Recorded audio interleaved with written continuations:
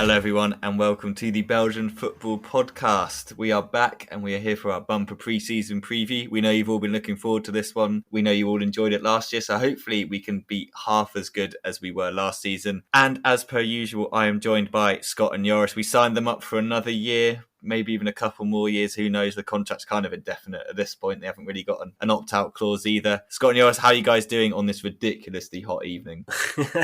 Hi guys, how are you? It's great to be back. New season, new faces, new optimism, which can mean only one thing. I spoke to you guys yesterday about last season, no? So the season is already upon us. I'm not ready for it, to be honest, completely honest. But it is what it is, and I'll be happy to join you guys again for a new season for sure. Yeah, I know what you mean, Joris. I feel like it's like third week of the Tour de France. I'm not ready to think about football. I'm still in kind of like cycling and cricket sort of like focus at the moment. But we've got to do what we have to do. Just like last year, we're going to go through every single team in the Belgian Pro League. We're going to look at the incomings, the outgoings, and just kind of the state of play of each club. And we're going to start this season with the new boys. Westerlo, back in the big time, promoted quite comprehensively from the second tier.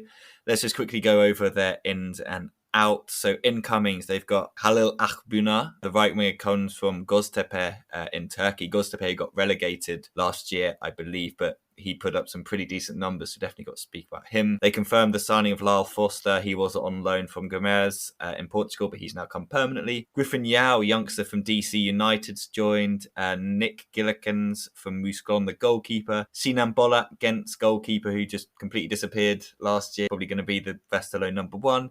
Jan Bernat, the attacking midfielder from Zelina. He was actually on loan at Westerlo and he's been confirmed signing. Douglas Nene, young striker from RB Salzburg, joins on loan as well. Ravel Tajir from Başakşehir in Turkey, he's joined on loan, young centre-back. And Brian Reynolds, who was on loan at Kortrijk, he's now on loan at Westerlo. In terms of outgoing, fringe players have moved on. Thomas Efestian's gone to Molenbeek. Jordi Matei has gone to Bocholt VV. Hannes Smolders has gone to Sport. Glenn Jehu has gone to Heist. Crystal Lorema has gone to Sonjesk in Denmark. And Christoph van Hout, the goalkeeper, he's gone to Lommel on a free. Scott, I'm going to start with you on Westerlo. Looking at their squad, looking at kind of what they did last year. Obviously, we had the ridiculous moment with Union coming up and doing what they did last year. Probably not really expecting the same from Westerlo, but nonetheless, they got a really good squad on paper. To definitely don't see them as kind of relegation favourites in any means. Probably like a mid-table squad. What do you think when you look through their team? I feel quite positively about them actually. They've done quite a lot of business, and they did most of the business quite early on as well, which is always a good sign. I think there's some key loans in there as well that they've renewed, which I think have been important for them, and they've added a bit of depth and quality right across the squad. So on the whole, I feel very positively about where they are. They've had the infrastructure in place at the club probably for a couple of years now to be a Pro League club. So it's nice that they've finally made it. A lot of people will know that Westerlo have Turkish owners. They're owned by Oktay Erkan, who's a Turkish textile magnate who in recent years has got into football as wealthy magnates do, of different kinds. And really over the course of the last few years, he's been developing the infrastructure at the club. So I think they've been ready for a while. A couple of seasons back, they narrowly missed out. They just went off the boil at the wrong point, really, but went very close then. Jonas de Rock comes in last season, good appointment as head coach.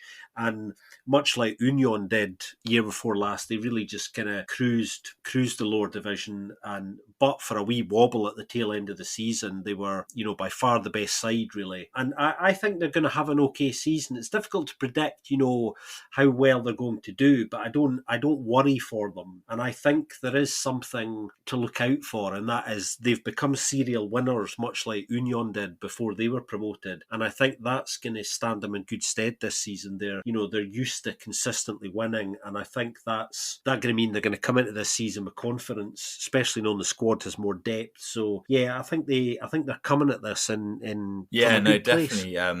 Joris, straight over to you. What do you think? Do you agree with Scott, or are you more upbeat or less upbeat on Westerlo? I suppose I'm a bit more skeptical, like I usually am with things, I suppose. That I do think they should be fine, but I have the small K-Rat. They do have a really broad squad, so they have plenty of players. All positions are occupied, and they have a really good goalkeeper in Bola. Could become really important for them, but I'm still wondering. There's up front, there's no one there that really has proven that much on a first division level yet.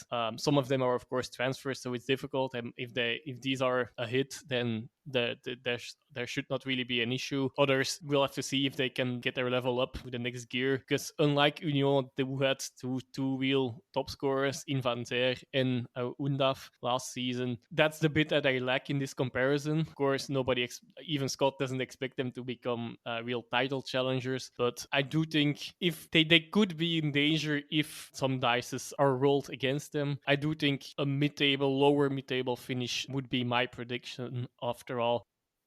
I don't know about you guys, but I'm quite excited to see how Dorgali's Nine does. I think he's quite an interesting loan signing for them. A promising young striker on loan from Salzburg. I think if he can do well, then that would be nice. I think for me anyway, he's the most interesting signing. I think. Yeah, no, I was looking when I was going through, kind of looking at teams and stuff like him last year. Spent more time in the second division in Austria, but 8 goals, 7 assists. The assists especially, that stands out quite a lot to me. And looking, like I mentioned him at the beginning, but Halil Akhbuna, the Godstepe man, he spent forever at Godstepe, 310 games, 49 goals, 52 assists, 7 assists last season. Like, they've got creativity there. I think it's like Joris said, like you're then looking at Douglas to put the ball in the back of the net. We've seen Lyle Foster, he's still young, but we've seen him before in the Pro League and he wasn't ready for it. That's for sure. So interesting to see if he can come through and do it. Looking through the squad, just kind of players of interest for people who are kind of who follow football. That's a stupid thing to say. Roman Neustaedter. He's there, quite old now, 34-year-old. He signed halfway through last season. Charlton fans will definitely remember Igor Vetakele. He's still around. He's going to be there. Not sure we're going to see much of Igor Vetakele this season, just in terms of looking at how much he played last year compared to this year. But yeah, you're looking at Erden Daki up front, Kian Vaesen. They're kind of been the players that have really were kind of the goal scorers last year. It was kind of more by committee. Jan Bernat already mentioned he had some pretty good numbers last year for them. So there's some really interesting players, and Maxime de Kuiper, obviously on loan from Club Brugge. We know a lot about him. Interested in Ravel Tagier, 19-year-old centre-back. Could see a lot of minutes this year for them. So yeah, I completely agree with both of you. I think mid-table for Westerlo next season. We will post our table predictions, but we're going to give ourselves a little bit more time because who knows, some moves may happen this week. They may completely change our predictions. But that's Westerlo. Definitely an interesting team to watch. I'm just excited to see a new team, see how they play, see how these kind of players pan out, especially the youngsters. They've really got a couple of interesting young players in there, which nicely segues onto the next team who are full of youngsters, as we know, which is Anderlecht. In terms of incomings, spent a bit of money this year. Ishak Abdulrazak comes from Norrköping in Sweden, the winger. Nilson Anguillo comes in from LDU Quilto, about £1.7 million. Not sure how much that is in euros. And I guess kind of the big signing for them to kind of get the goals as Sebastiano Esposito comes in on loan from Inter. That one felt like it was going on forever. We kind of all knew he was coming, but it just felt like forever. And that's kind of a theme with this year's transfer market. I think, Joris, you were saying it before we recorded, that there's these transfers we know are happening, but there's teams take forever to go through. No surprise to see in the outgoings, Josh Cullen going to Burnley. Literally, if Vincent Kompany could adopt him as a son, I think he would. He's basically his favourite person in the entire world. So not surprised to see that one happen. Alas, Colbat's move to Parma was confirmed. That one kind of knew was happening. Michel Vlap finally gone. He's gone to Twente, 1.8 million. Kenny Saif's gone to Baku on a free. And Zakaria Bakali, no surprises, has been released on a free as well. Joris, go to you first on Anderlecht. Obviously, new manager under Felice Mazu. Do you think what he has there is enough to push for the title? Or do you think there's still a kind of work in progress going on at Anderlecht? I think that he should, but I'm not sure if they are ready for that. And I'd say that he should because of how it all unrolled at the back end of last season, and why Kompany is not there anymore and why he is there now. The results will be even more crucial this season. The pressure is on him for sure. He needs to do better and get European group stages guaranteed, I guess, either via Cup or League, which is not an easy feat in the Belgian League at the moment. Yeah, the squad looks good. Also, to come back to what you already commented as well, these transfers that are going on for ages, it seems to be a team, and there are two annoying teams for us in this transfer window for this recording. One, that the start of the season is so early, so there's still plenty of time in the transfer window itself. So many things can still change. And secondly, these transfers are dragging on for so long. There are a few that we could announce probably here, but might not be coming through in the end. So maybe we shouldn't. Just these transfers that are keeping dragging on. It's very, very difficult for us to judge. Yeah, though they invested a lot. They lost Cullen, but he only had 1 year contract left. So I think they got a good sum for him. He was a really good signing for them in financially difficult times. But I'm also not sure if he was really the player to run for the title, go for the title. They might replace him, which is something that's very much of a discussion point among Anderlecht fans, by restoring, so to say, Trebel in his status. Actually, that's one of the reasons why I think it will be difficult for them to go for the title, because Mazu seems to be seeing him as a real number 6, and I don't think, well, he has proven in all his career actually so far, he's not disciplined enough for that, so he's running around all the pitch and will leave them exposed. So I guess in a way, it really specifically to that position. If you trade the Cullen for Trebel, in my mind, you trade a constant 6 or 7 number on 10 in for a player that can get an 8 or maybe even a 9 at some games, but also a 4 in a few others. Additionally, Trebel is quite injury prone, and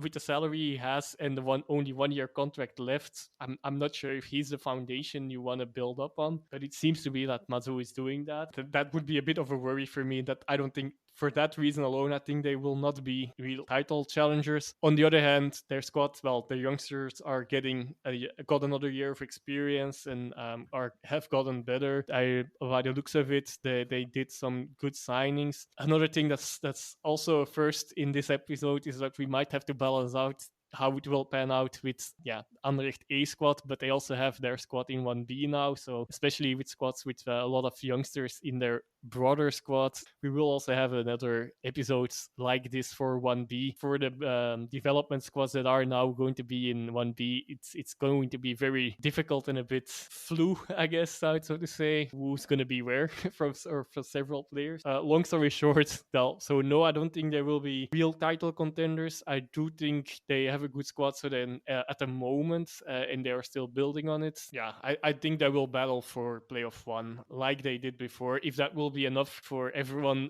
for all stakeholders, that's another question. You pulled on some things that I was going to throw to Scott anyway, so it tangents quite nicely. Scott, I was going to ask about Adrian Trebel. Like, we've seen lots of chat about him playing in that role. I agree with Joris. I think it's a massive risk. Looking further into the squad, we know Mazu likes that 3-5-2. But how are you going to fit these players into it? Like, I've seen, obviously, they had that result against Lyon in a friendly, which was very impressive. But then there's some other players, like, it's going to be a very different kind of style to what we saw under Kompany. And I feel like, there's some exciting players there, but it's kind of a question of where they fit, how he's going to use them. It's quite interesting, isn't it?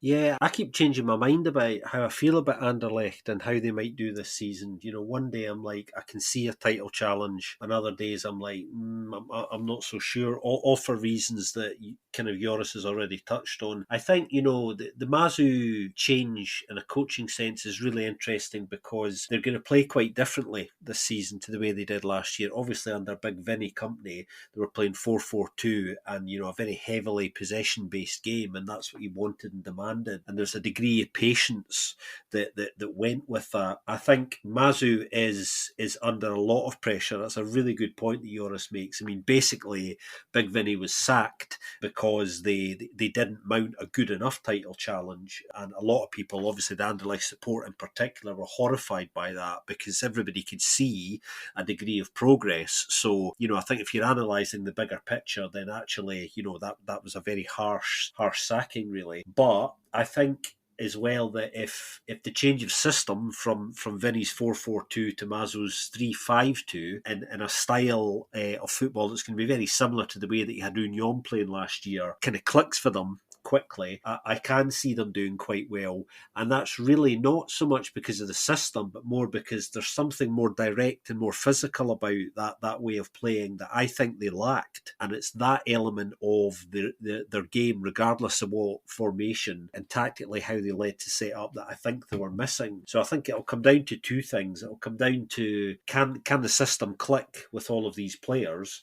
And can Mazu keep that squad happy as well? Joris touched on that, and you mentioned it as well, Ben. There's, how do you accommodate some of these players? There are players there who don't necessarily fit that system at all, but are still very, very good players. On the treble point, I think it's interesting because there was obviously interest in Casper Nielsen. He's now gone to Club Bruges. I think there was a feeling when Mazu looked at the squad that if that didn't happen, which it hasn't in the end, then it wouldn't be the end of the world because treble was there. If he can stay fit and play as well as he can play, I think he could be extremely useful. And all the signs are at the moment that he's going to be a regular starter, but there'll have to be a plan B if that doesn't work out. I don't know. I think the first month will tell us quite a lot. At the moment, I think they might do quite well. I think if Esposito and Silva, who hasn't been confirmed yet, manage to click together, I think they could score a hell of a lot of goals. And Esposito looks really, really good. I think the little that I've seen of him so far. So I feel really quite positive about them at the moment, but can the pressure be managed adequately? That's the biggest question, and that's the one we don't know the answer to yet. Would a bad start, for example, lead to problems in the camp?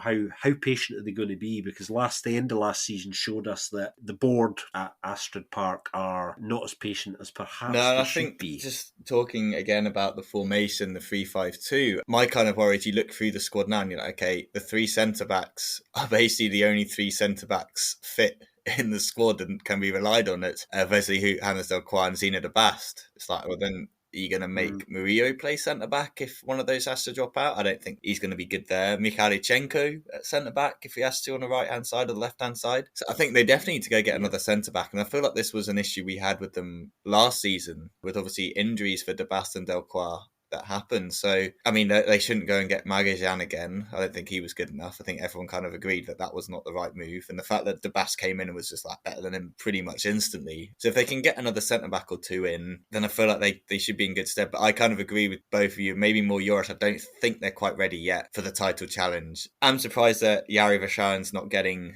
more interest from abroad than he has been. I'm very quiet on that, and I'm sure if you're an Anderlecht fan, you're very happy about that, because I saw some people waxing lyrical about his performance the other day and about how his kind of role under Mazu. So I'm really excited to see what he does there. Let's move on from Anderlecht. Let's go over to Bruges, to the Circler. Start with Circler Bruges. Interesting. One of their signings is really exciting. I'm sure we're all kind of interested to see how this one goes. It's Aisea Uyeda, the striker from Kashima Antlers, about 1.17 million. Lots of J-League fans have been talking very highly about Uyeda and predicting him to do quite well. Sene Miange confirmed full signing from Cagliari, and Emilio Kehrer comes in from Freiburg's second team. In terms of outgoings, again, more kind of fringe players going out. Alexander Korin, he's gone to SK Beveren, which is Vazan Beveren, but they've renamed it SK Beveren. We'll talk about that much more when we talk about 1B. Andy Koshy's gone to Beerschot for free. Kylian Hazard's gone to Molenbeek for free. Knew that was going to happen.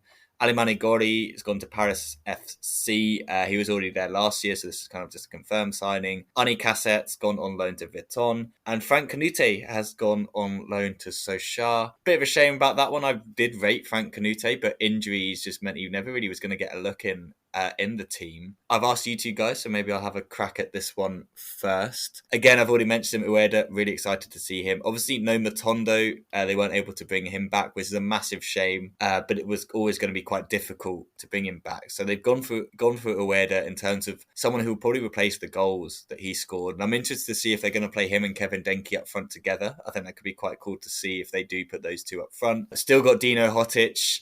He was in fantastic form at the back end of last season. Keeping him is going to be massive. And then the kind of rest of the team is pretty much the same. You're looking at kind of a couple of Monaco players probably coming over, because it's always around this time of year, isn't it, guys, where they've gone and had a look at them in the training camp, and it's kind of like, right, these are the ones you can pick from. Obviously, last year you had Utkus, Popovic making the move over, so it'll be kind of similar things in that sort of sense. But they finished off last season really well. Thalhammer's already come out and said we overachieved, so he's kind of lowering expectations again. But I think they're looking in pretty good stead. The squad last year was good at the back end, the way it started to play under his kind of the way he wanted them to play, kept most of it together apart from Matondo. Could have a little bit of a tussle in goalkeeper position. I don't think they will. Thomas Didleon got injured obviously, and Varlison came in, but Varlison, he was really good, I thought, in goal. Really good shot stopper, played pretty well. So I think he's got every right to be like, look, I feel like I should be starting the season in goal. Still got Jesper Darland as well at centre-back. So Scott or Joris, either of you want to jump in on this one? Circler, how do you see him? Do you think they overachieved a little bit at the back end of last year, and this year they're kind of just going to be a sort of more of a mid-table side?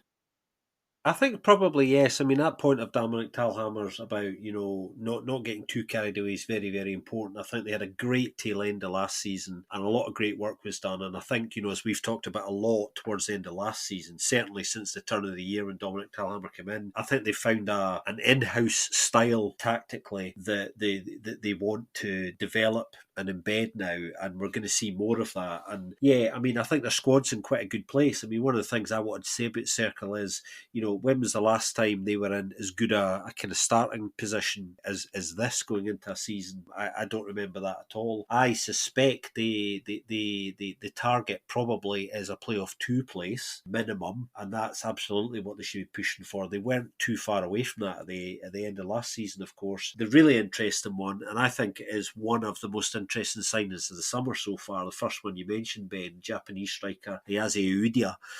When he left Kamishima recently, he left the J League as the current top scorer, and has an incredible scoring record there, almost 1 and 2, and he's very highly rated by a lot of people. And I think Circle have done a fantastic piece of business there, getting him at such a small fee. The challenge, of course, will be if he does well holding on to him, but that's the joys and hazards of football in equal measure, isn't it? But I think he's exactly the sort of signing in a way that they need. And we know that virtually all Japanese players, regardless of their positions, are very good technically, have a very high work rate, and are very intense, just wherever they play again. So I think he's really going to fit into the system. He just obviously needs to acclimatise to, European football and Thalhammer specific, that high intensity press and high turnovers and things like that. But I think, he's definitely got the profile of the sort of player who could do that. So I can really see why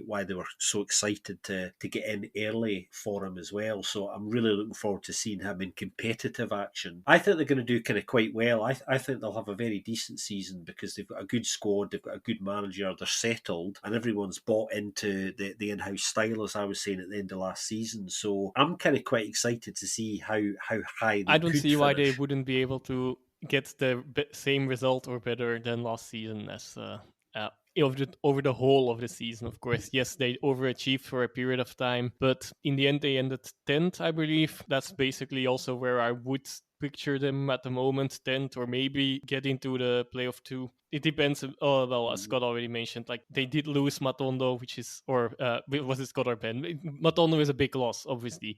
That's the point. And indeed, in goal, they will have to see if it will be as consistent and as good as before. When the goalkeeper change is always excited and scary at the same time for fans. But yeah, Varelson is not. It's not like he's gonna go for his debut either. So I think that should be fine. Ueda, really interesting. Both you guys already touched on that. I do see a mid-table finish for them. I guess they were one of the teams that are a bit scared that they might lose a few more players before the end of the transfer window, so that everything we're saying now might be not useful. Yeah. No, I think I agree with both of you on that. Kind of pushing playoff 2, I think they should be happy if they can manage to do that. City rivals will probably be hoping for a little bit more. Last year's champions, Club Brugge, also Super Cup winners as well, just this past weekend, thanks to a nice deflected Skov Olsen goal. They have brought in Bjorn Meyer from Groningen for about 5.4 million. He started this weekend. Fer Jutgla from Barcelona, 4.5 million, around about that for him. He also started this weekend and had some horrendous misses, but his movement looked good. So I'm kind of clinging on to that he's just getting himself like acclimatized. Laren, he's back. He comes in on a free from Besiktas, and they finally got Kasper Nielsen from Union for around about 4 and a bit million. In terms of outgoings, Louis Openda, he's gone to Lons for about 8.8. Bas Dost, he's gone to Utrecht for free. Matej Mitrovic, he's gone for free to Rijeka. Klemenchik was still on the books, but he's now gone to Jakarta for an undisclosed fee. Muasa, who they bought in last year, didn't really work out. He's gone to Montpellier on loan. And Jose Izquierdo, he's also left on a free. So when they were signed all those random players that they'd had before, like Izquierdo, Vesely and that, they've all kind of just never really worked. All kind of random anyway. Scott, go to you first on this one. How do you think the last year's champions are shaping up this year? I'm slightly unconvinced by some of the signings, but I think they're very much going to start as favourites for me. They have to, because they've been there and they've done it a number of times now. Third title in a row last year. Fifth in 7 years. They're the proven consistency. Really, I think they're in a pretty good place. I think the Nielsen deal's quite important, really, in a way. That's a big signing. He's a really good player, Kasper Nielsen, and I think that deal is worth actually up to about 6.8 million potentially for Union if the bonuses kick in as well. So it's a great bit of business for them. He obviously wants to play regular Champions League football, so he can go to the World Cup with Denmark, which I think this will pretty much ensure that he's going to be a starter. Is he going to start ahead of who, Mr. Vormer? You would imagine so. I think, watching them yesterday in the Super Cup, they look quite good to me. I enjoyed that game yesterday because games like that can either be a bit hot or cold because they're the week before the season starts and a lot of players aren't quite at peak fitness yet. And obviously there was a couple of changes before the game. Actually, Bruges' lineup wasn't what Karl Hofkins wanted it to be because he had to make a couple of last minute tweaks. For that reason, players felt a bit of a twinge that they wouldn't normally because they're not fully fit yet. But they start as strong favourites for me.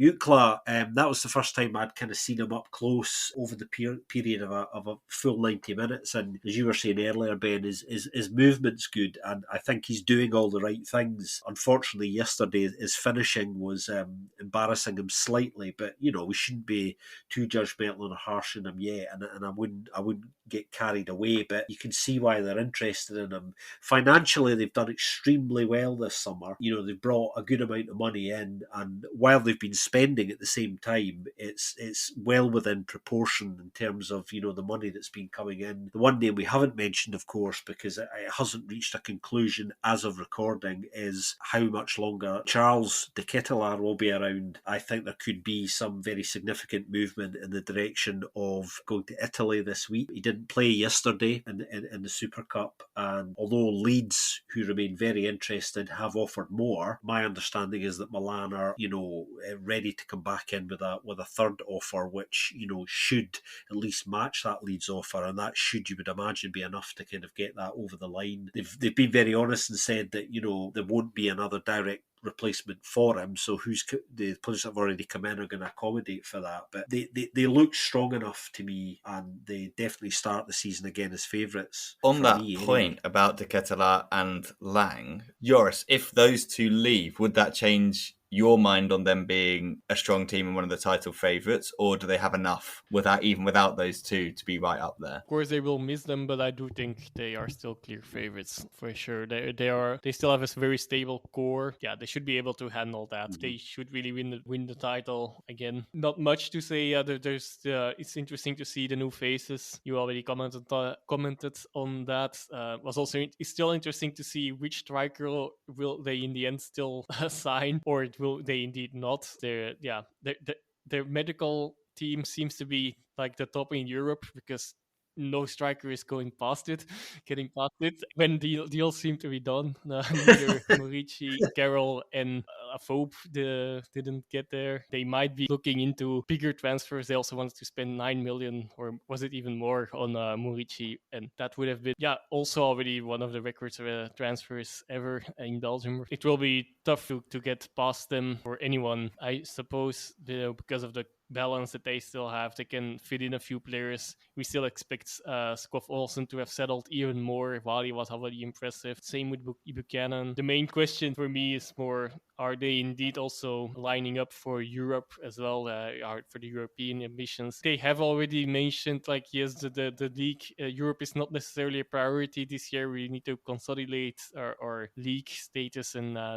win the title again. But that's mainly, I think, because of the poor outcome of the draw last year. But I'm sure if the draw is a bit different this year, by the end of August, we will hear a bit different sounds out of Club Brugge. Yeah, I'm not sure if they are ready for, at the moment, at this point in time. I'm actually sure they are not, but there's still time for them to arrange that, to really get ready for that next step in Europe. Yeah, I think if De Ketelaar and Lang leave, I don't think Europe's going to be successful for them. Yeah, I completely agree on that. But I think I said at some point last year, but I feel like Skov Olsen is a golden shoe potential winner, just based on what we saw last year and him kind of settling even more. Yeah, striker-wise, I'm really interested to see where they go. I mean, the Ando Carroll one was weird. The Benakofobi one was weird.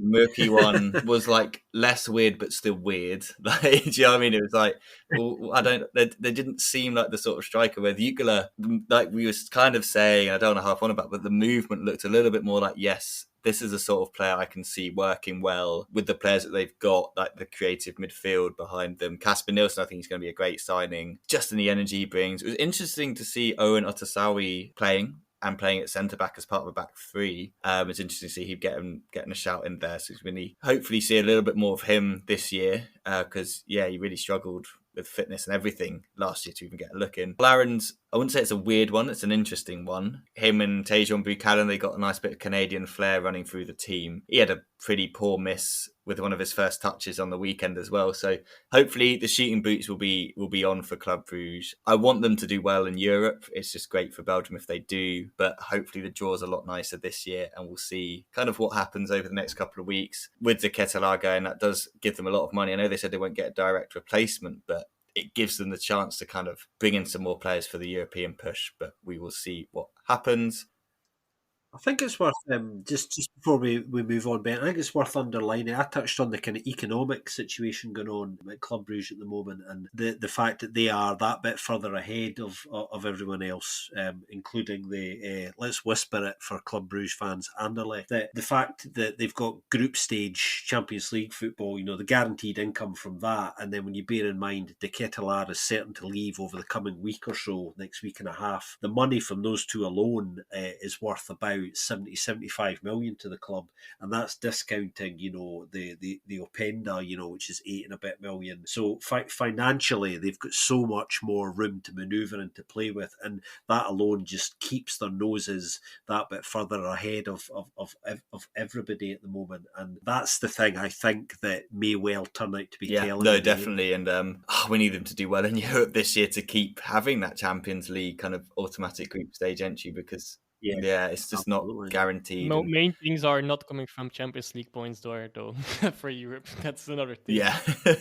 Just everyone do better in Europe would be nice, to be honest. Let's move on. This next section could have been really short, but we have a signing for Genk. And Joris was celebrating. We had to delay the start of the podcast so he could just enjoy the moment. For incomings, we have Nicolas Castro for around 3 to 3.5 million. Outgoings, Christian Thorsted has gone, nice bit of money coming in for him, about 9 million. He's gone to Sassuolo, and Neto Borges has gone to Clermont Foot. Joris, got to start with you on Genk. Lots of players coming back from their loan spells. You've got Bastian Thoma, you've got Ugbo, you've got Dessers. Also got Sebastian de Vast. Not sure how much he's going to play, but lots of players coming back. One new signing. But are you happy in terms of how the squad is anyway? Or do you feel like actually there's some positions we should have fixed and we still need to get sorted? I'm very scared for this season, to be fair. The Vast will not feature because he's together with Ugbo and Bongonda. He will be leaving at some point during this transfer window, or at least not feature because they're training separately from the squad. So even if they don't get out of there, they will have an easy way to get their salary. I'm sure they won't feature anymore. But yeah, Bongonda also leaving, even if that's not official yet, at some point. Could be end of August, could be any day. Again, one of these things that seems a transfer that seems to be hanging around for weeks already now. But I don't think our defense backs, like we need left backs, neither Arteaga or Jukulet is good enough. Last season we were way too optimistic about them in our preview. I remember that. On the right back, Munoz and Preciado should be better, but definitely left back should not be enough. And although I really like that philosophy, and that there's a lot of players that are more technical and trying to pass their way out of things. Even with Aziz coming in winter, he's shown some moments, but I'm not sure if he's ready for a full season already. Get some physical power in. Torstvedt Salt, that was probably the one that could bring that in a way, even though I'm not the biggest Torstvedt fan, to be fair, but he's like the one player that if you have him in your team, you'll like him, but if you're an opponent, like every opponent hates him, even though I'm not really following that line in general. One or two of these kind of players definitely can be very useful in a squad, and I think Torstvedt was basically the only one left that had that in him, this kind of poison maybe in him to annoy everyone, but also do that in a good way for the team. And well, the shithouser, I guess.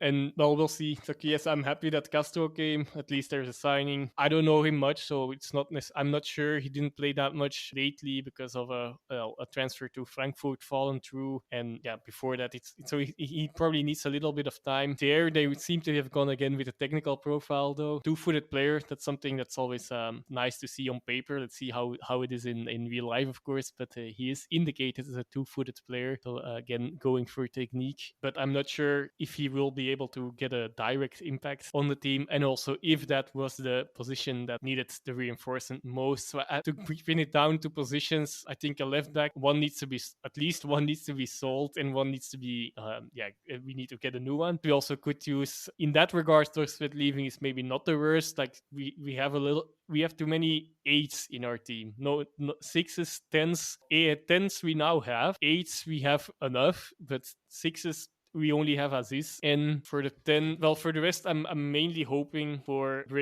final breakthrough of Oyen. But also I want to see El Canus, who has been really good in another 10 as well. By the way, well, he might also feature a bit on the like Oyen, was also originally a 10 on the wings as well, I guess. But I hope to see him more. I hope to see Nemeth more, because I do see Dessers leaving. Onuachu, we'll have to see. There's too many question marks on top of everything else as well. They could both be leaving. I do trust Nemeth, but not. Well, I do even trust Nemeth as first striker already, but that's already a risk you can't really take in the position that Genk is in. But even then, Nemeth ideally should be the second striker. If both Onuachu and Dessers leave, we definitely also need a new striker, and striker is one of the most important positions in the team. So I'm very, very careful in my predictions for Genk this season. I'm actually, at the moment, I would not predict them high up in the table, to be honest. Well, I was looking through and thinking, oh yeah, I'm quite happy with it. But now you've just spoken me through the whole thing, and I'm like, yeah, actually, they're moving down in my prediction table after this. Scott, just a quick one on Genk, because Joris has obviously given us the big lowdown. But Franken and this squad, do you like the matchup? Or do you think, like Joris said, too many holes and they won't be able to fit? It's not quite ready to fit his style of play yet.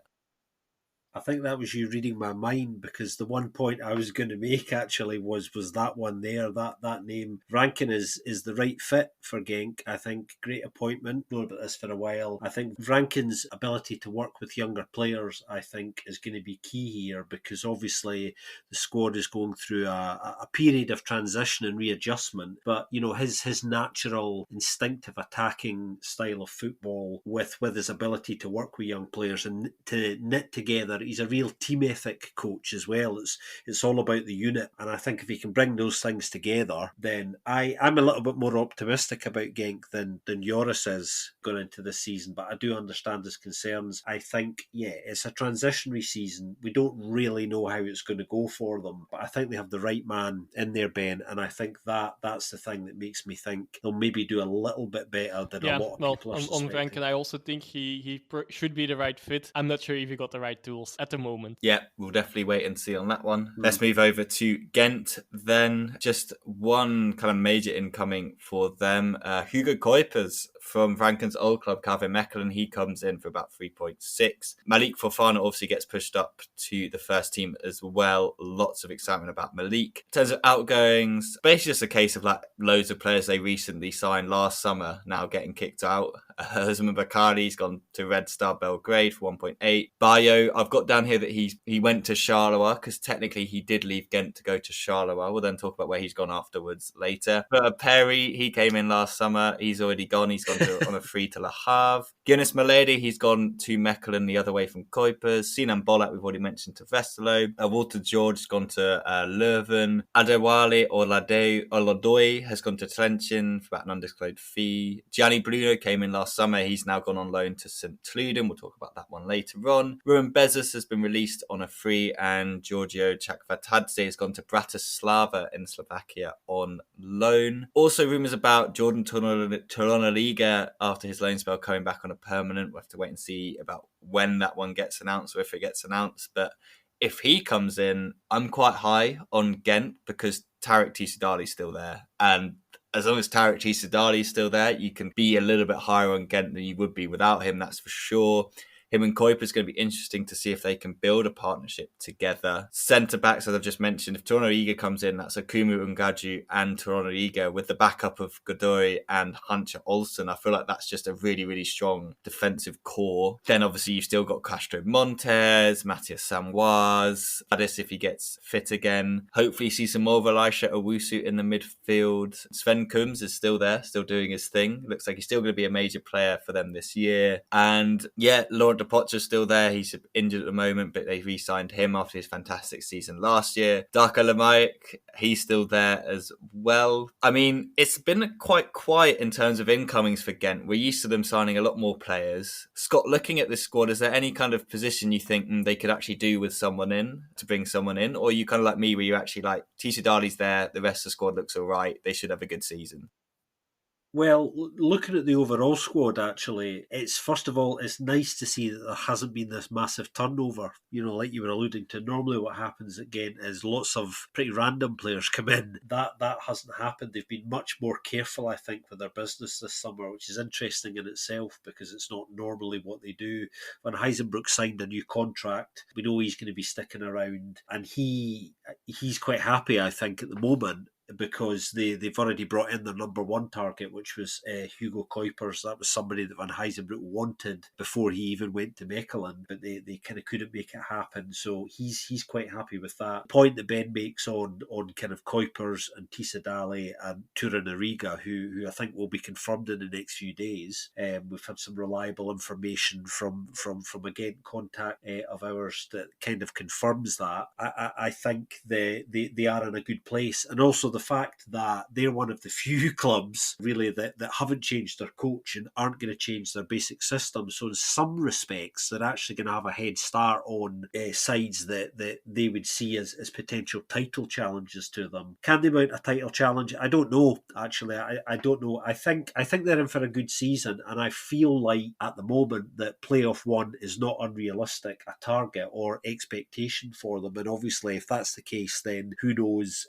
how tight that playoff could be this season. But their business has been good, and I feel kind of quite good about them. And like I was saying, the fact that, you know, they've got a settled system and coach in place, and there hasn't been too much of a turnover in staff in a playing sense, actually is a very, very positive thing for them.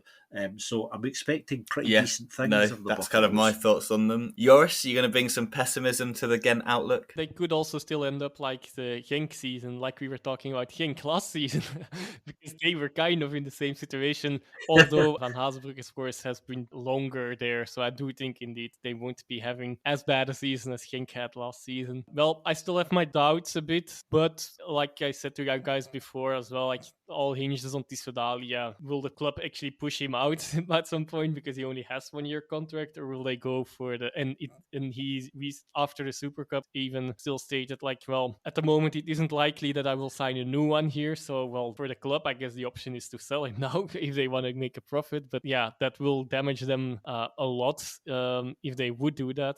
Yeah.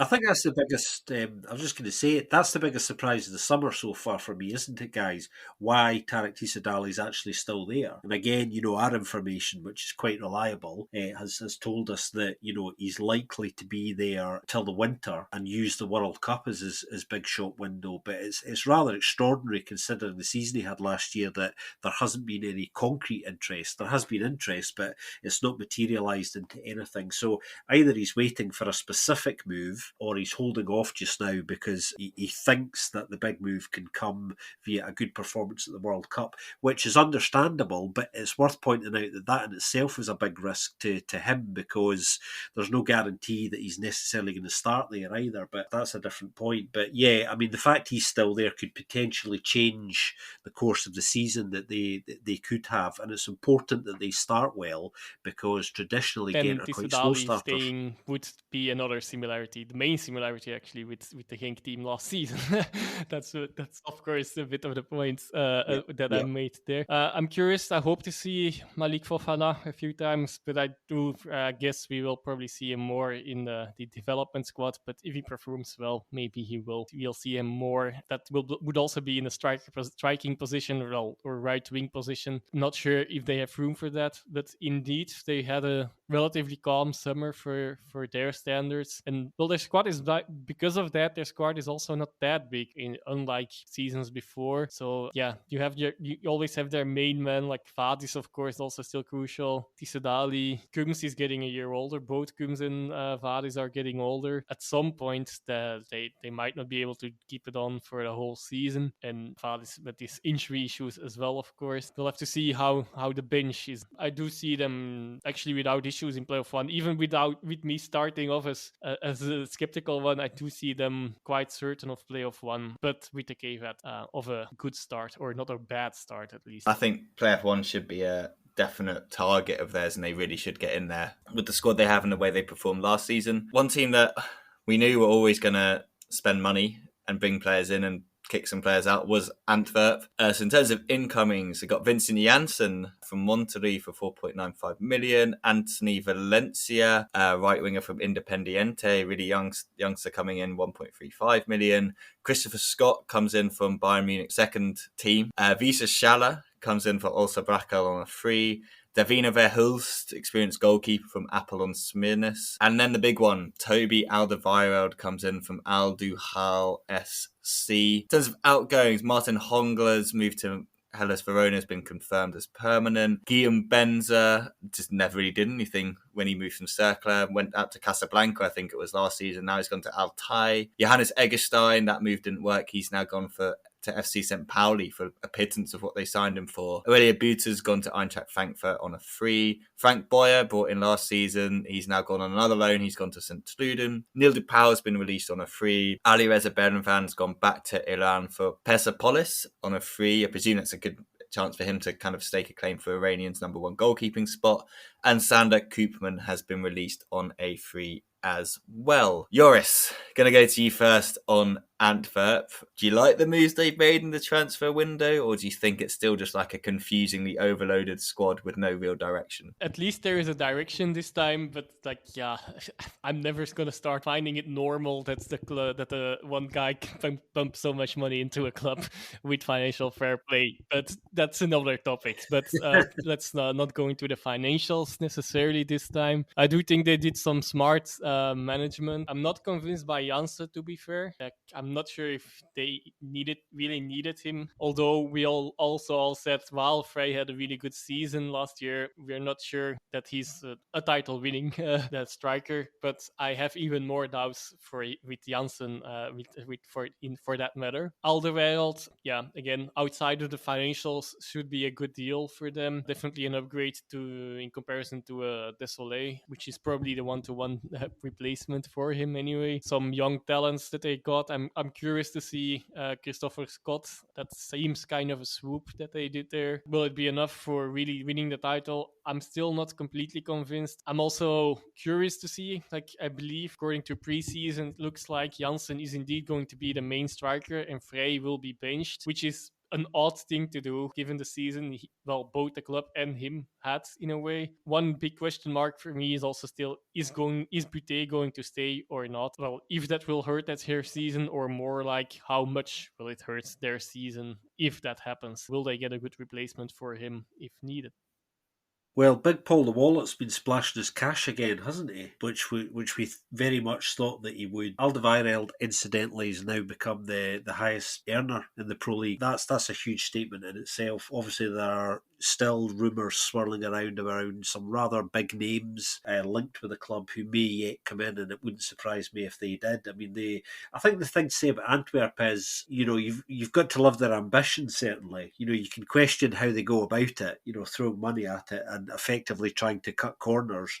But, I kind of admire the ambition, and Big Paul the Wallet is really, really motivated and really wants to get one over on Club Brugge. That's obvious. Not just because of how much of his own money he's been pumping into the club.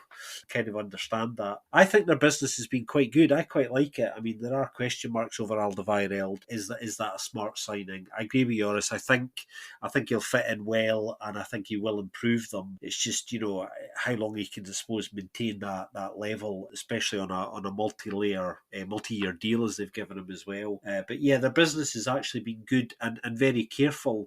One thing I still don't really know the answer to yet, and nobody does, and that is, it's the Van Bommel paradox. Is he the right man? I think he's the right man for Overmars. They know each other very well, obviously, can work together very productively. So it's just, can Van Bommel get the squad to click, really? And I think if he can, I think they could really go for it this year. But that's the biggest question mark around the entire club for me. The coaching one is that the right appointment? Their ambition to bring in big names that can make a difference is unsurprising, and they're doing exactly what we thought they were going to do and indicated they would do. I just question at the moment, is Van Bommel the man who can work with these ingredients and get them to where they really want to be? He's the big question mark for me. He is kind of like the defining factor with where I put them in my prediction table as Mark Van Bommel. I just don't see it. I don't get it. Happy to be proven wrong, because it could make a fantastic title race. Yeah, I still have some issues with the squad in terms of, like you said, like Janssen over Frey just seems mental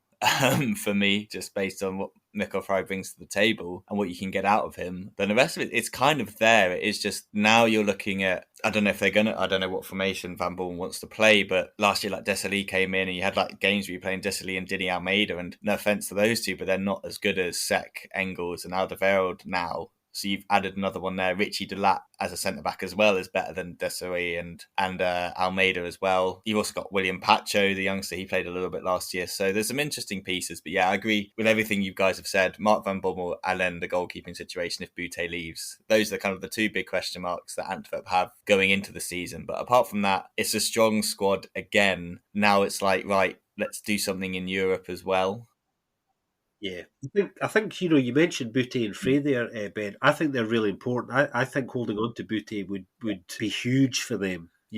Goalkeeper of the year last year, deservedly so, really made a difference. And we know how important the role of goalkeeping is. The Frey one is really intriguing to me. Like you say, it seems mad that Vincent Janssen might start ahead of him, and obviously it's a very personal preference in this case. But the thing is as well, there's no guarantee he's going to be staying. Overmars has kind of publicly indicated that the club are open to talking to other clubs about Frey. So the idea that he might not be there is kind of strange, because because even if Janssen starts and doesn't hit the ground running, you've got Frey there as a proven option. So keeping the two of them, I think, and my instincts tell me Frey will stay for the start of the season, actually, just to see how it goes. I think Butte and Frey remaining there, could make a massive difference to where they could end up. But I would expect playoff one again with those raw that's ingredients. Also leading well. We've been talking about it, but like the third question mark then is indeed Frey. Whether or not he stays, if he doesn't play, who's gonna score the goals? Because their top scorer still was after Frey was still at 5 goals last season, I believe. If Janssen doesn't prove it straight away, he might. But if he doesn't, then who's gonna do it? Scott might also do a bit. I do not know that much about him at the moment, and also not if he's more of a playmaker or a goal scorer from that position, but a bit of both, I believe. But is it going to be enough? I've brought up Janssen's stats for last season. Let's just say he had more yellow cards than he did goals. 29 matches in Mexico. This is Club World Cup, Mexican Cup, all that. 29 matches, 3 goals, 1 assist, 4 yellow cards, 1 red card. I don't want to just judge a player based on that, and obviously going to Mexico, like, it's a different culture. Like, we talk about players coming over to Europe and having to adapt. You've obviously got to go and adapt over there, but that doesn't strike me as someone that's going to beat those 5 goals for the second place. He may do. I mean, he obviously had a fantastic record for AZ Alkmaar, and like, that's the Janssen they're hoping they've signed. But I mean, coming off the back of a 3-goal season in 29 matches, when you've got one of the top scorers in your side from last year, seems a bit mental to me. They must know what they're doing. Maybe, I don't know. Maybe they do, maybe they don't. But we'll kind of see what happens there. It's a kind of position of intrigue. Maybe their business is not over yet, of course. That's true. Difficult to predict. Yeah, especially with them. Let's move on from Antwerp to last season's the Heartbreak Club, the one that nearly everyone wanted to win the league, but they just fell short. Union Saint-Gilloise. In terms of incomings, I feel like it's been kind of like a typical Union sort of like, you're looking at these players and you're like, yeah, that seems like the type of players Union are going to sign. Like, you haven't heard of many of them or all of them, but you just know that there are probably some decent players in there. Ross Sykes comes in from Accrington.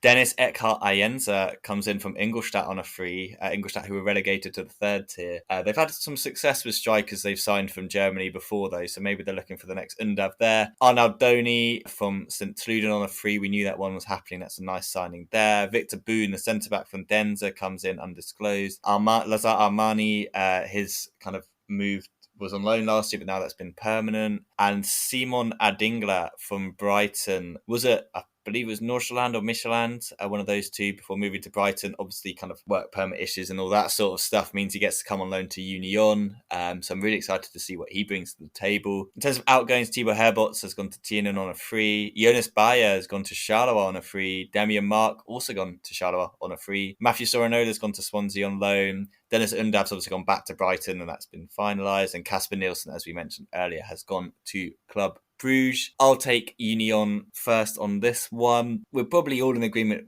We're not expecting them to be the same team that they were last season. We're not expecting that similar performance and kind of that sort of title challenge. I think be very shocked if they were. Carol Garriott has got the job to try and kind of, I think, cement their place back in the league. I think if they can get into playoff 2, I think I'd be quite impressed by that for them, just based on losing Undav, losing Nielsen, losing Bayer as well. I thought he was quite decent for them, but they've still got Christian Burgess, Ismail Kandu, Steve van der Heyen, Cookie Makida's there still, Victor Boone obviously coming in to replace one of those, and Ross Sykes. I'm excited to see what Ross Sykes can bring to the league. Another Englishman to go alongside Christian Burgess. Bart Nieuwkoop, he's still there. Obviously, Teddy Toom is still there. I think as long as Teddy Toom is still there and driving that midfield, I think I'm still going to be quite high on Union. Dante Vanzier as well. Adinga I've already mentioned. Lapoussin. Cameron Puertas, I'm excited to see him now that he's had a full kind of pre-season. I know they were quite excited about him. Hope to see a bit of game time from Marcel Lewis as well. He's returned from his loan at Accrington. I wonder if he would kind of put in a good word and was like, there's this bloke called Ross Sykes. I think you should bring him in because I've been playing alongside him. I think he could do a job. So I think Scott and Joris, they're going to be fun to watch. I think they've still got some fun players, but let's not expect them to have a title charge. And I think if they can get into playoff 2, that's a really good season. Obviously, alongside European football they've got as well, which is super exciting. Yeah, I feel their squad is pretty decent actually, and they've held on to some important players. I think that as you were just saying there, Ben, may very well make the difference between a really positive season again of any kind, and what some people, I think, rather melodramatically are expecting, which is some kind of collapse, which I actually don't see. I think the recruitment has been quite good by the team at Union again. We know they're very good at the recruitment. It's a strength of the clubs. They tend to be ahead of the curve as much as possible in these things because of the size of the club. They really have to be. One of the questions for me is how they're going to set up. How's Karel Geerts going to have them playing? He's indicated that he's going to follow the same kind of template, the same basic 3-5-2 template that Mazu preferred. But I do feel quite strongly that he's going to have to be a bit more pragmatic and maybe tweak that as things go on and do, more of his own thing. I just feel that, if he sticks too closely to that as a template, because that is what has worked and what they know, that there's the real danger they'll get found out. I don't feel that that's necessarily something that, is going to allow them to go on the sort of consistent run in any sense like they did last year. But that aside, that's the one thing we don't know, how they're going to set up and play. I think the raw materials are pretty good there. I feel like you, Ben. I think playoff 2 is not an unrealistic objective for them. Looking at the squad at the moment, and I think if they can achieve that, they'll have had a really, really good season. And I'm looking forward to watching them because they always play good football. Yeah, let's hope they bring the same sort of footballing excitement this season. Joris, are you pessimistic or optimistic about Union this year? What do you think? Have I ever been optimistic in these remarks? No, their squad is very thin. They have extra games. They're very thin with already quite some youngsters and players like Lewis who didn't feature at all basically all season last year. I'm just wondering who's going to carry them, because they didn't lose that many players, but they did lose the important players. Undav carried them up front. Can Van Zer do that on his own? Or can Adingra and Dennis Eckert, Ayenza bring it straight away? It might happen, of course, but it's still a bit of it's a bit in the dark at the moment. They do need that for sure. Yeah, and of course losing a midfield player is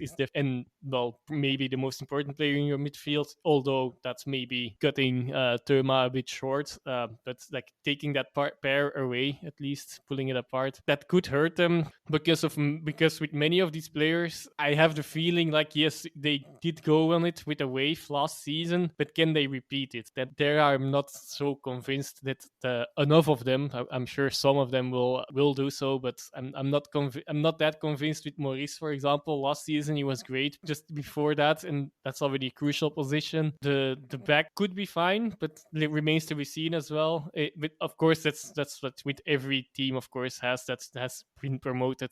I do see them more in the lower mid-table than the higher one, and so not really competing for playoff. Basically, everyone can compete until playoff 2 if you're not having a horrible season. So maybe they can compete, but I do see them falling short. Yeah, we'll see about that. But I have I'm the question mark raiser here, I guess. That's what we pay you for. That's why we get you in. I know we've only really touched on it, but of course we don't know how they're going to cope with European football either. Obviously, they have today they got a very tough draw, which we'll talk about in due course, I'm sure, on the show. But we don't know how that's going to impact their season, because these things can go either way for a club, as we know, and it could rather bizarrely help them. The squad has to be bigger, and they're going to have to use more players. They actually were one of the sides that used the least players last season. No way they're going to be able to do that again. Even if they make an early European exit as well, so they're going to have to use the squad more, which is what makes me think they're going to have to change it up more as well. So it's really going to come down to how they suppose they cope this with season that even as more well. than other seasons. The stupid World Cup in November.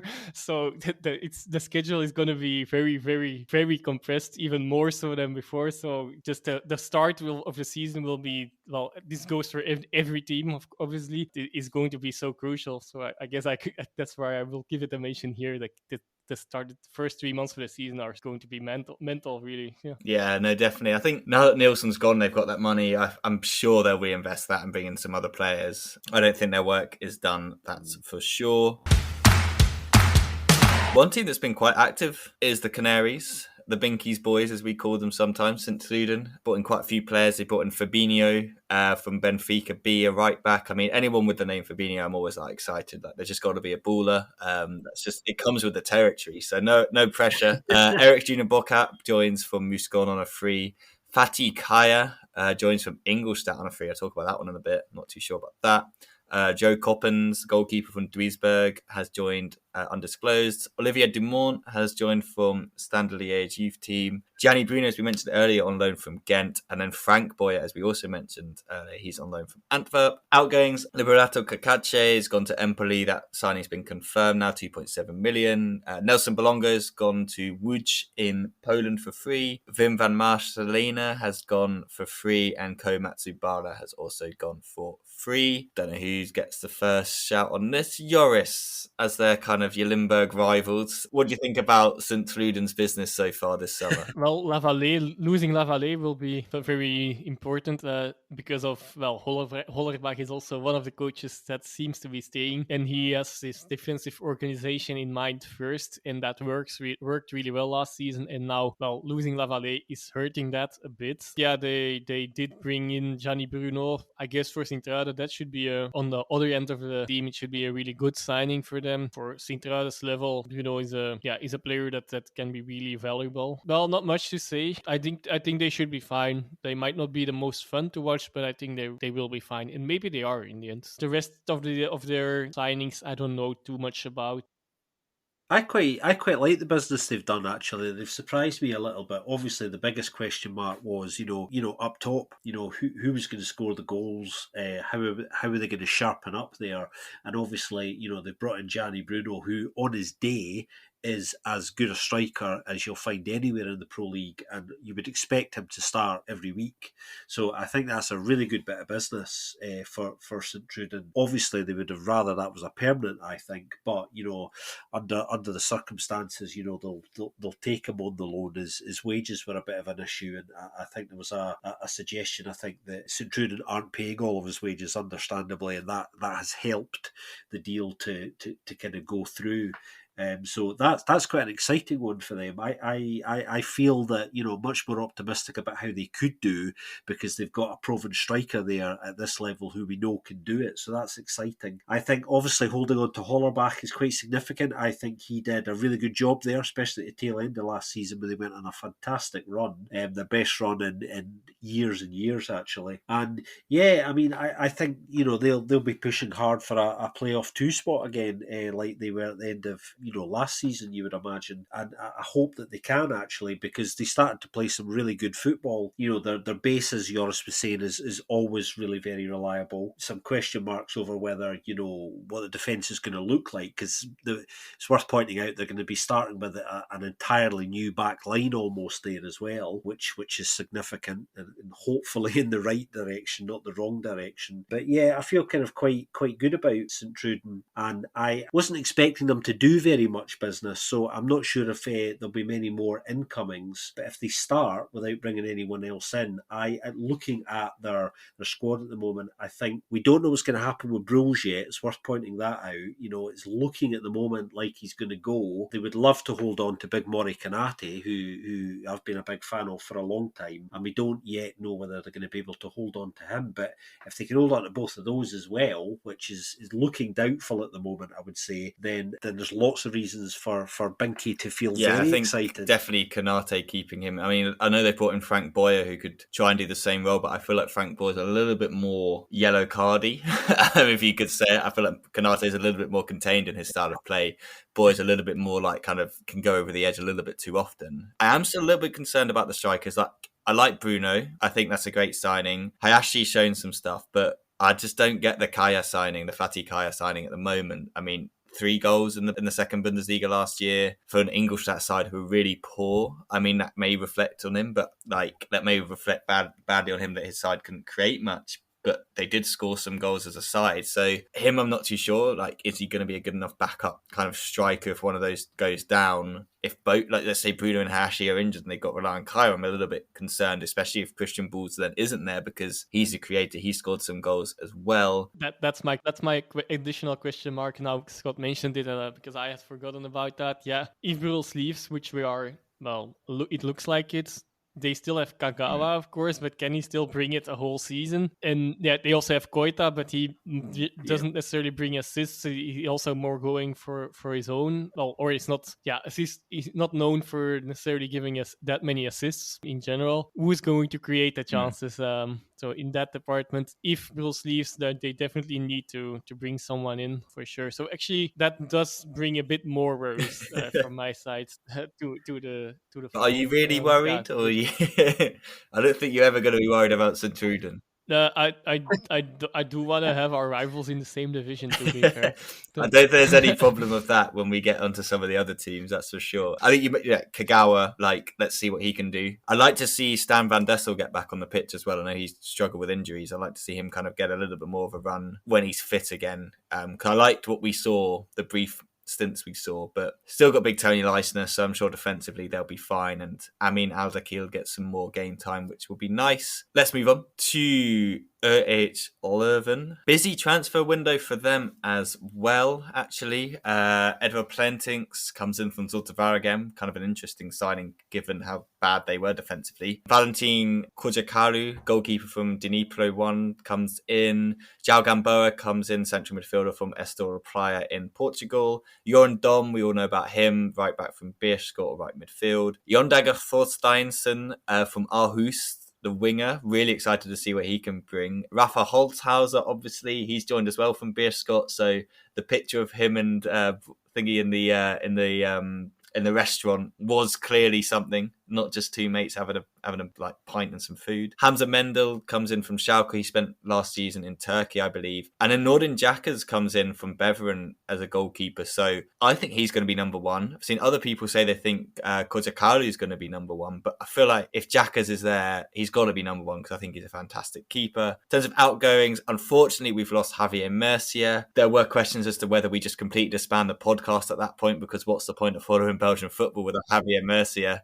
But then they brought in Holzhauser, so it's like, okay, they've gone for the other creative, but not quite the same. And I think we're going to have a conversation about how different those two are and how it's not a like-for-like replacement in the slightest. Raf Romo obviously went to DC United, sad to see him go. Dan Viekman's gone to Liège. Toon Raymaker's youngster's gone to Mechelen. Arta Alameers has gone to Topos in the Netherlands. Kavarezai released on a free, and Yannick Agamong also released on a free. Scott, let's start with you. The Holzhauser for Mercier. How do you think that's going to go? And do you think they're going to have to adapt their style of play to incorporate the Austrian midfielder? Well, first of all, I haven't quite got over him leaving. Messi, that is. I don't think I will, and lots of other people won't. Gorgeous footballer, welcome back anytime. And I'd love it if he'd come on and have a chat with us. So that's an open invite to Xavi Messi anytime. In terms of the Holzhauser and Messi thing, I think a lot of people wrongly assumed we should emphasise that they're kind of similar players, so that's the replacement. And although it maybe is, in terms of, your kind of creative outlook, that's who it comes through. I think they are actually much different players than people realise. Messi, I think, his ability to create, kind of line cutting passes from deep right across the pitch has much greater variety than Holzhauser. Holzhauser is much more effective in certain areas in the channels, I think. So I think losing Messi, although Holzhauser is a really good signing for them because he's a brilliant player, I still don't think he can necessarily replace what they lose in Messi. Now, what does that mean? Well, I think it probably means a tweak to their system. I don't think they're going to set up necessarily the same way they did before. That's my feeling about it. So I would expect some adaptation to how they play tactically.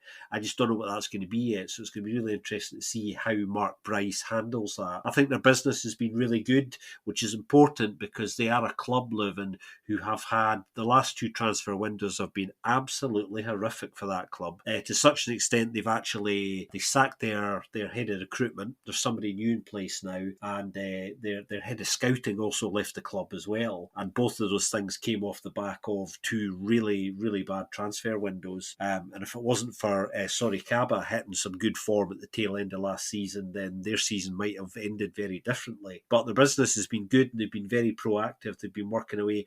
Northern Jackers, who you mentioned, really important signing. One of the biggest ones of the summer for me, anyway. One of the top 2 or 3. And I agree with you, Ben. I think he will start as their number one because he's one of the best goalkeepers. How opinions can differ. I do think they had the worst. I think one of the worst transfer businesses this season in the league so far. They at the moment they got 22 players. 4 of them are goalkeepers. That's already not a good sign. Who's gonna score the goals? Hopefully Torsteinsson, but he's not a proven goal scorer. Martens maybe. Creatively, all has to come from Holzhauser probably. They have only Joran Dom, a 32-year-old, not the best player, and that's even for that level as the only option on the right back. They also, for the rest, they have 6. So remember, 4 goalkeepers, 6 central defenders, and then 12 other players for the whole squad. That's very thin. Keita is a big talent, but is he still injured? Same for Schrijvers. I think Schrijvers is out for a long while as well anyway. So that actually makes it 21 players.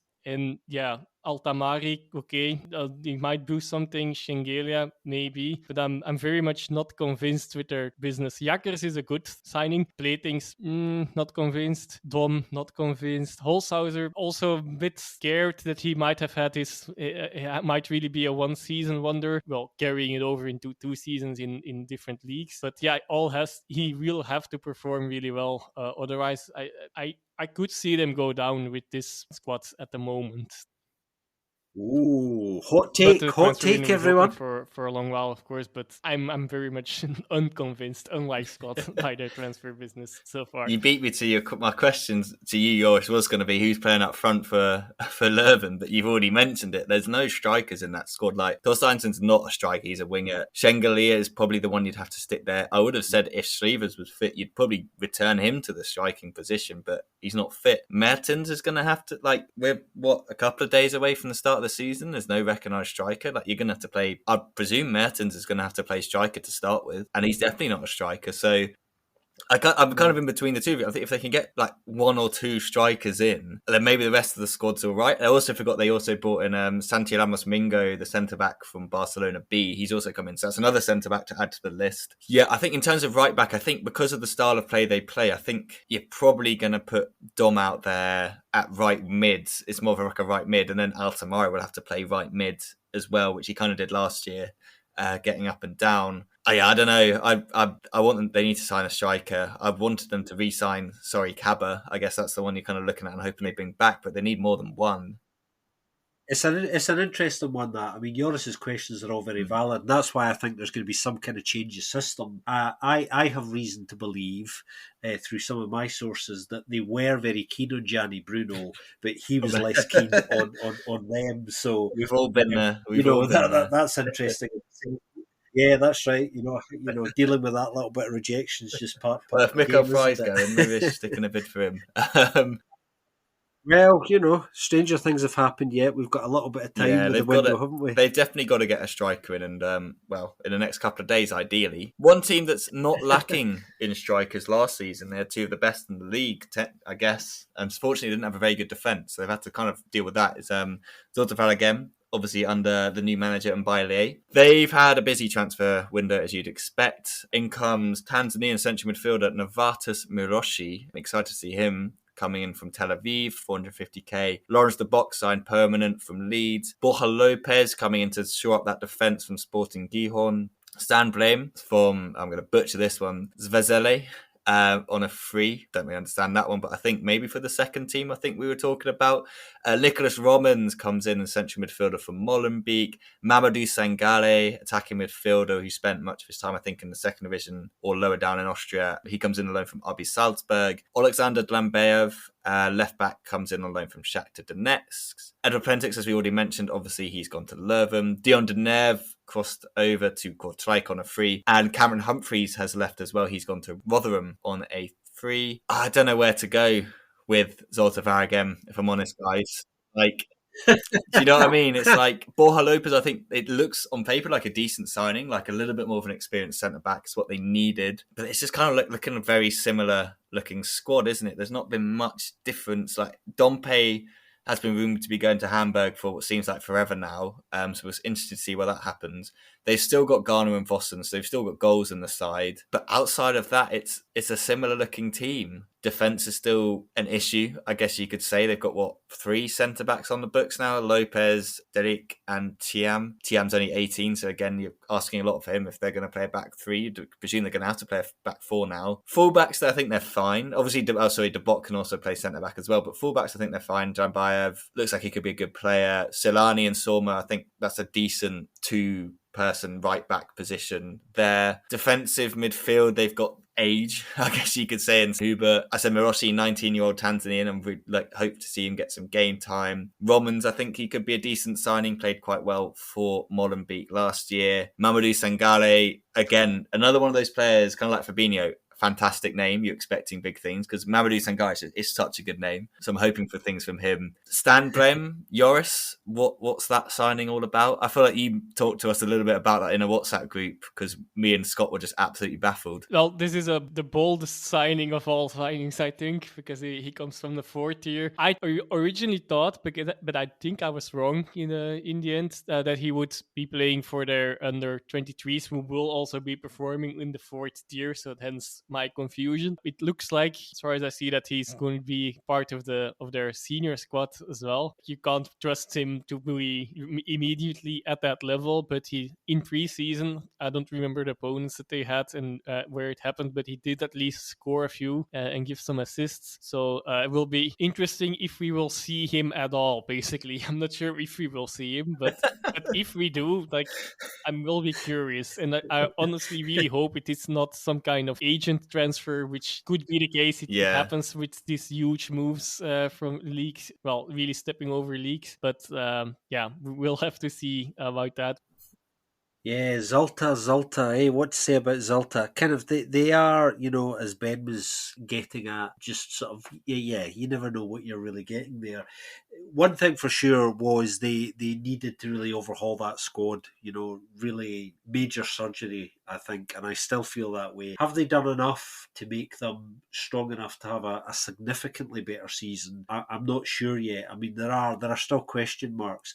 I think they've brought in a coach who obviously is a club legend in Mbaile. I think he'll inject energy and possibly a new system and way of playing for them, because I think culturally there needed to be that change inside the club. What sort of effect that will have on them, I don't know. I think defensively, which is where their biggest issues were, they've kind of addressed that. I think Mbaile is quite big on Alexander Drambeev. I think he wants to play him regularly. De Bock is a defender who I've never been quiet about the fact that I don't like him.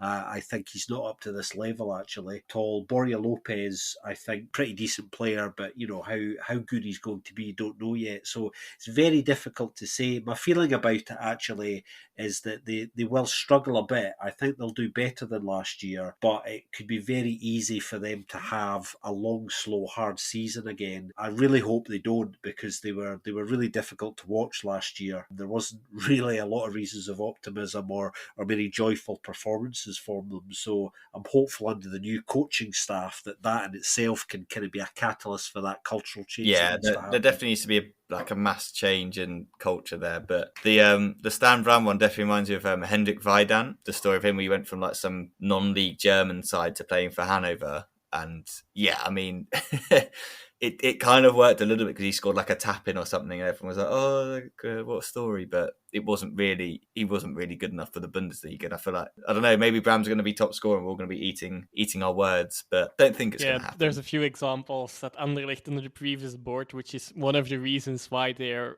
still, I guess, in their financial situation, or at least in the recovery of that financial situation. Who was it? I remember a name, Paul Taylor, that never had done anything. In 2009, he went from the amateur divisions in Belgium. As a Brit, I'm already surprised that he played there, for example. But he went to Anderlecht there. It was a clear agent transfer, and Dylan Lambrecht as well a few seasons later, I think.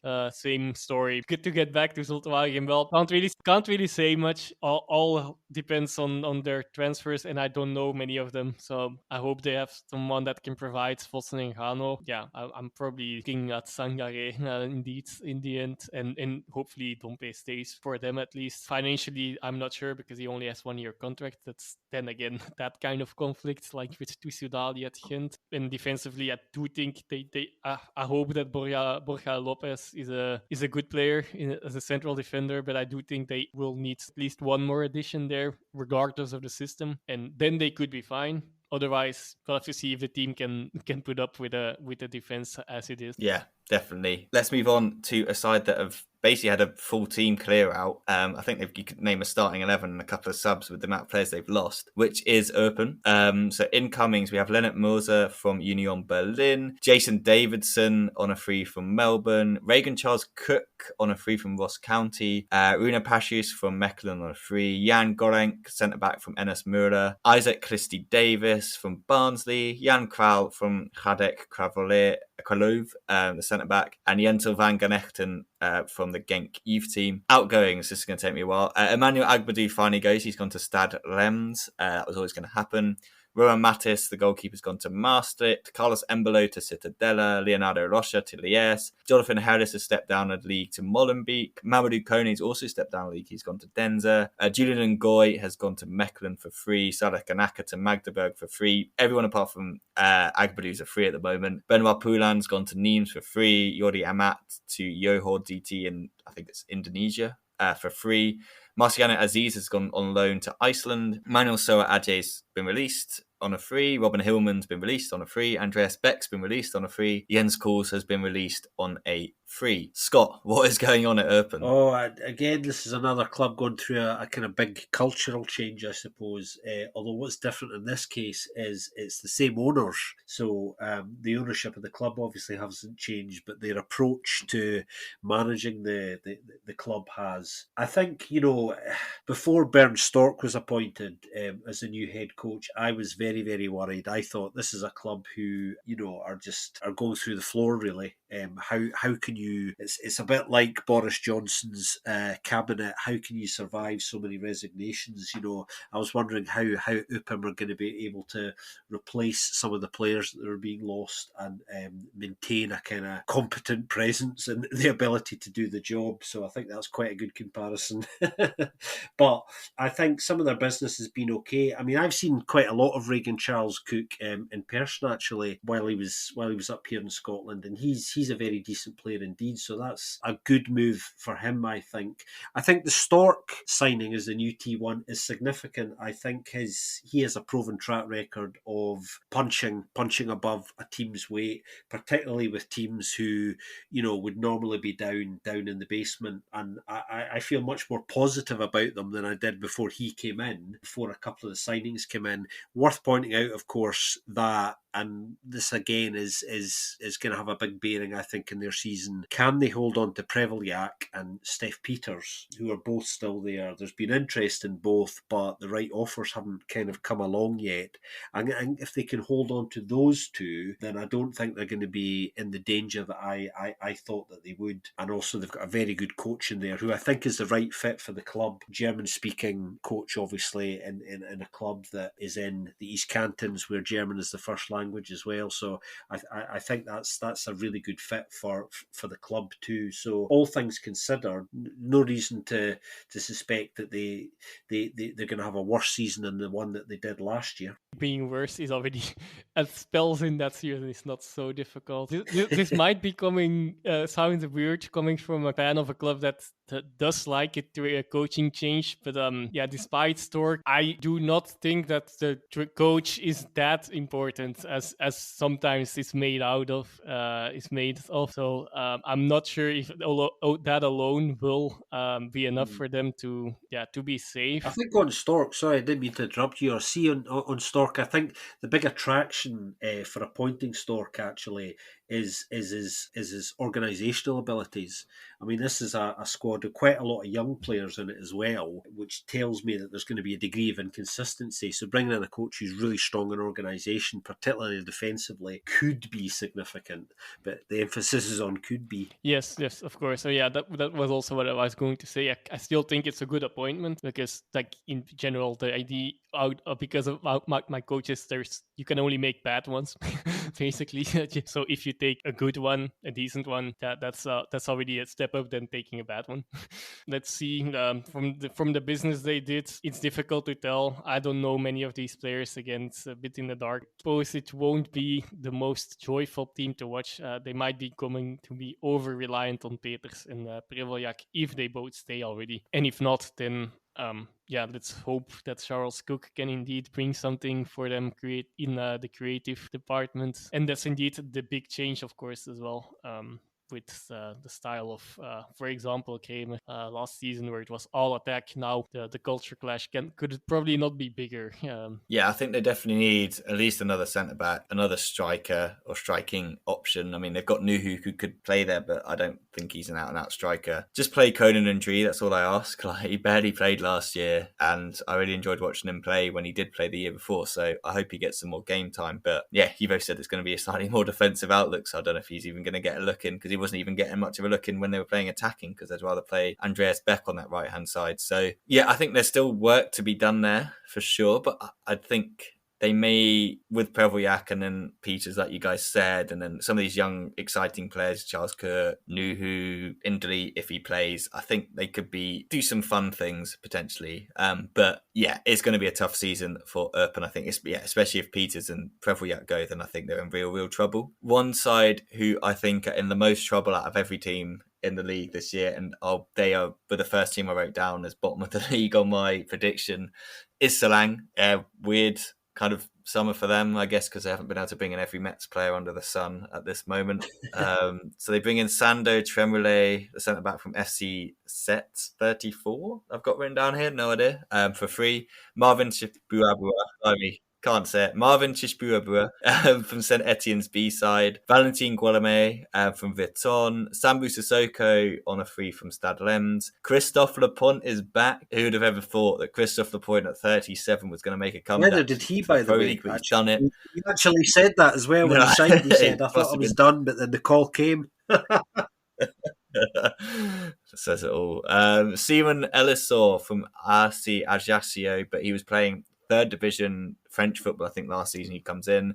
And then Sergio Conceição from CF Estrela, I think they're like second or third division Portuguese. Also, Guillaume Deitch has re-signed for another year in goal, which is actually a massive signing for them, because Maxime Mignon, the goalkeeper, has gone to URSL Vis. Vagana Faye has gone down to La Louvre. Mika Dissam's gone to Al Adala. Robin Denut's gone to Charleroi under 21s, and Benjamin Boulanger has gone to Flanks Bolans. Guys, I think, yeah, if this side doesn't finish bottom, Jose Jean-Champs deserves like Manager of the Season award, I think, because I don't know where the goals are going to come from. I don't know if they're going to be able to keep clean sheets. I mean, Daniel Apare is still there, and he was almost in my team of the season, but I think it'll need a miracle to get anywhere near that with this side. I literally don't know what to say about them. I just feel like there's so many holes. It's like there's players that you're not sure about yet because they're still young, and then you've got players like Lapointe who are so old that you're like, can he still do a job in the league? Mousclon was pretty awful when he was back in there with them. Maybe not a reflection on him, but can you guys see any situation where this side isn't bottom of the league? Yep, red alert, everybody, which I think might be apt, seen as red is one of their team colours. Yep, you raised it, Ben. The only question here is who's going to score the goals? You know, who's going to score enough goals to give them a chance? Never mind guarantee safety. Yeah, big worries all over the place. And if they finish anywhere other than bottom, then they'll have done very, very well.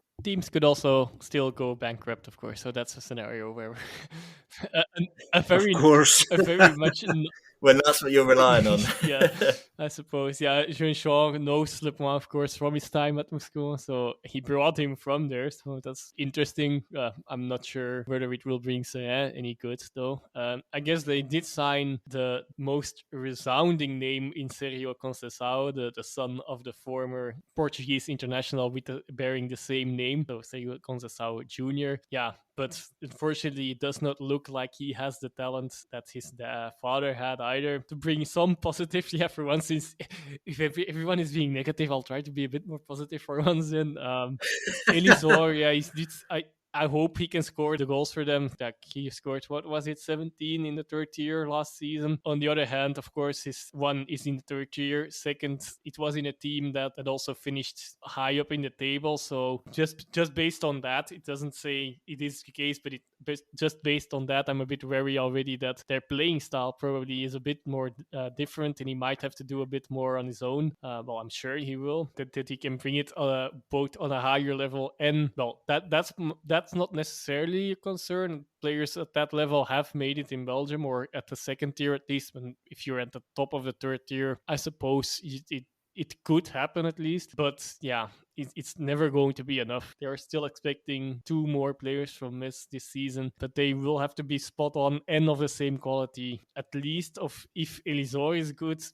Hopefully for them, that is something that could cover more or less Mikko Tadze, but that Mazis, they need a creator, and I hope that one of these, for them at least, I hope that one of them, these 2 Metz players, will be a very creative player that can create a lot of chances for them, and also that they just add a few more signings, but I'm not sure. They are indeed, like I hammered on last season, already happy that they are in the league for this season, and that they wouldn't even mind too much, just take the TV money this season and go down and then build up in the second tier again, which is in a way maybe more the position where they and that's with all due respect, the position where they should be. But especially with 3 teams going down this season, even if they don't finish bottom, I don't see them not in this last 3. So I do see them going down. No, I think you're right about them being they are like a second division team that's kind of happy to be here. I thought they were quite fortunate to stay up last year. It was thanks to the likes of Mikotadze, Maziz, Jallo, and then some of the guys they brought in. And only one team going down, for and free. One team really being so exactly. bad. Even if that happens again, and Molenbeek was so bad. Yeah, there's still 2 more teams that need to be in that situation. Exactly. They have signed more players than their city rivals have in Standard Liège, though. Only brought in Noah Ahayo from RB Leipzig on undisclosed. In terms of outgoings, Jackson Muleka, he's gone back to Turkey. He's gone to Besiktas. Samuel Bastian's joined Vincent Kompany at Burnley. Eddie Sylvester's made his move to Pau FC permanent, and Medi Castella Gonzalez has left on a free. However, they did bring in Ronnie Tyler. Scott, you know a lot about Ronnie Tyler. Do you think there's enough about him and this squad for Standard to have a better season than last year, and maybe even push into like a playoff 2? Well, I think the first thing to say on Ronnie Tyler is I think he's the right choice. I think he's a very interesting fit, actually. It's a good example of a coach who the way he wants to play is the way that Standard fans would expect a coach to play, and I think the way Standard fans behave is what he likes in supporters of clubs. So I think there's a nice fit there, and I think they're really going to enjoy having him as their head coach. There's a big button here, and that is obviously we know that they are probably going through the biggest transition of any club, and there's a number of clubs going through different sorts of transitions. Theirs is the biggest. We've laboured this point a lot, and we're going to have to do it again. I think patience is going to be required here, because I think in recruitment terms, I think they're quite far behind where they would ideally want to be, obviously. But I think they're being kind of quite conscientious about this. I think they are taking their time deliberately. I do believe it's deliberate rather than bad management, as some fans have suggested, and are already getting a bit impatient. It's one of the enigmas, I think that's the right word, for the coming season, is what are Standard Liège going to be like that? Possibly the biggest enigma. I'm not expecting too much from them, really, because I think they still lack any real quality to do anything. I think there's probably a hope that, embedding a new culture in the squad and really, trying to turn them into a team who want to play for each other, and their manager is ultimately going to make the difference here. I think fans have to give Ronnie Tyler a bit of a free pass this season, to be honest. I think unless things are absolutely woeful, which they were really last season, then I think they have to almost forgive him anything. I never thought I would say that about a coach, but I just feel, the culture change requires that. All of the ingredients are in place now for the building blocks to kind of start, and I think that they just have to take their time with that. So it's going to be really interesting, I think, to see what they do, because they were a tough watch last season. But he is the right fit. I don't think they have enough about them at the moment to really make much of an impact. I think if they could aim for a playoff 2 spot, then that'll have been a really successful season for them on the whole. That's how I feel looking at it at the moment. Yeah, you can't really expect much of them at the moment, I guess. Losing Bastien, Cafaro,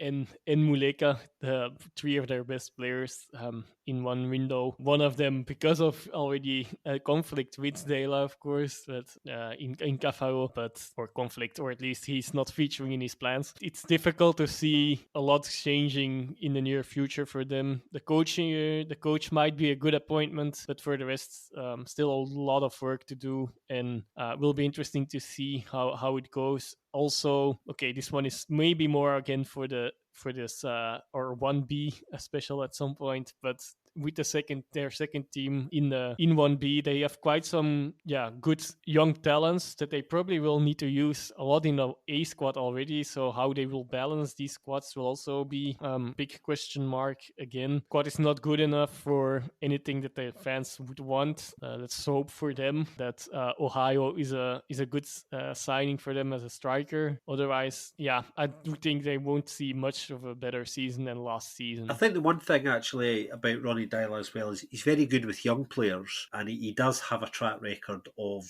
developing young players very successfully as well. He can largely take the credit for a lot of where Kieran Tierney is now, for example, and actually he did have a big hand in the development of Virgil van Dijk when both of them are at Celtic as well, and as we know, they've gone on to pretty big things in their own right as well. So I think the future's bright in terms of the long game. I think he will develop the academy talent, and I think that's the model the club are going down. They've definitely said, look, we have more money than the previous owners, but we're not going to splash cash. We're going to use the academy appropriately. So it's the patience thing again. I think honestly, I think they have the right guy, and I think he will embed a playing style and culture in there that will start to get some kind of results if he's given the time. He's very ambitious, I think, as well, and he will form a really, really good relationship with the fans, and that will buy him some time, which I think is worth pointing out too. Yeah, I think my kind of theory on them is probably sounds a bit weird, they're going to get feeling kind of like vibes and attitude and all that sort of stuff, and building like a cohesive unit that's going to be better than the sum of its parts, and he's going to be the man to do that and get more out of these players than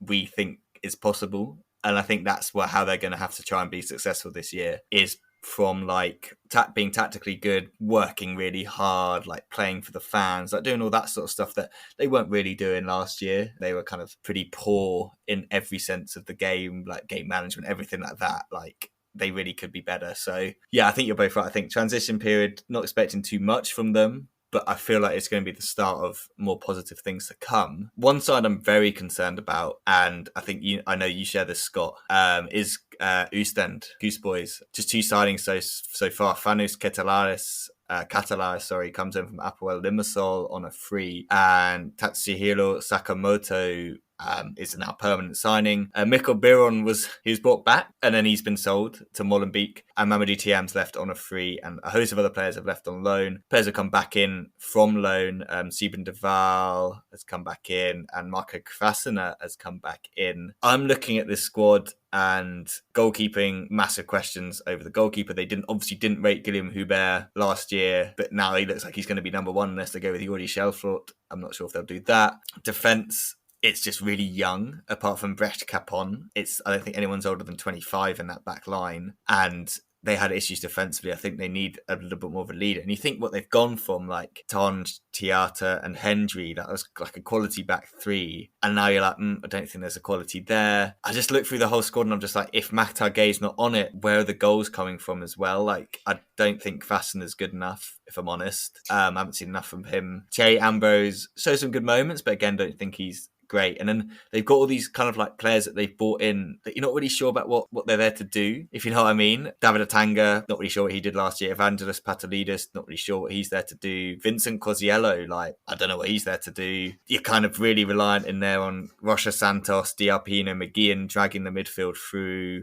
Indy Boonen, hopefully we can get some more Indy Boonen. I was quite excited about him last year, and then he obviously got that injury. Nick Betson's pretty decent, like, I want to get some more of him, and Sakamoto, as you mentioned, is pretty good, but as a squad, I'm not looking at it and thinking this is the same sort of cohesive unit that we saw before Yves van der Haag took over. And this side under Yves van der Haag, I don't get it. If you know what I mean, I don't get where they're going with it, and I'm quite concerned that it's just not good enough to keep them in the league, because I just don't think it's complementary. I may be reading it completely wrong, and happy for you guys to completely disagree with me, but I'm just really not convinced about Houston this season. I'm quite worried about them with the fact that 3 teams can go down. Yeah, I kind of completely agree with you, Ben. I think I look at it and I'm thinking, is that squad better? And the obvious answer is no. And I think, on the Van der Haag point, which we talked a little bit about at the tail end of last season as well, we all kind of collectively felt we weren't sure that was the right short to medium term answer in appointing him as well. And I think that might come back to bite them a little bit, because my feeling about it, watching a lot of them at the tail end of last season, was that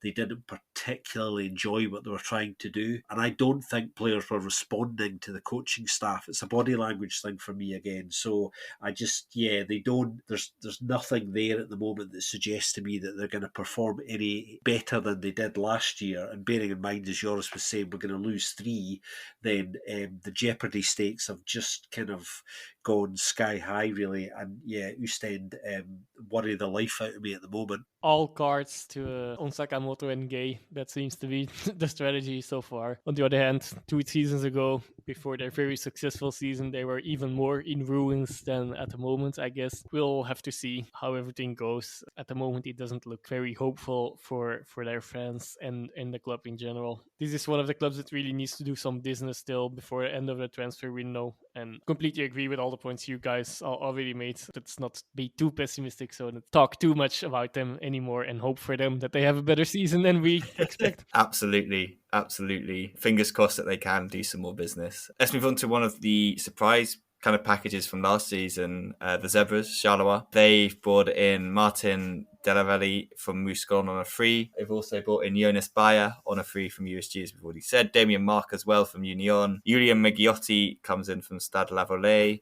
He's then gone back on loan to Stade Lavalais. Pierre Patron in from Le Mans. So they've brought in 2 goalkeepers. Dan Heymans has signed permanently from Venezia. Bio, obviously they brought in for like 1 point something million. They've now sold him to Watford for 5.2, so that's pretty good business. Ivan Goronov's gone to Pas Lamia. Magotti, as I already said. Lucas Ribeiro Costa's gone to Beveren.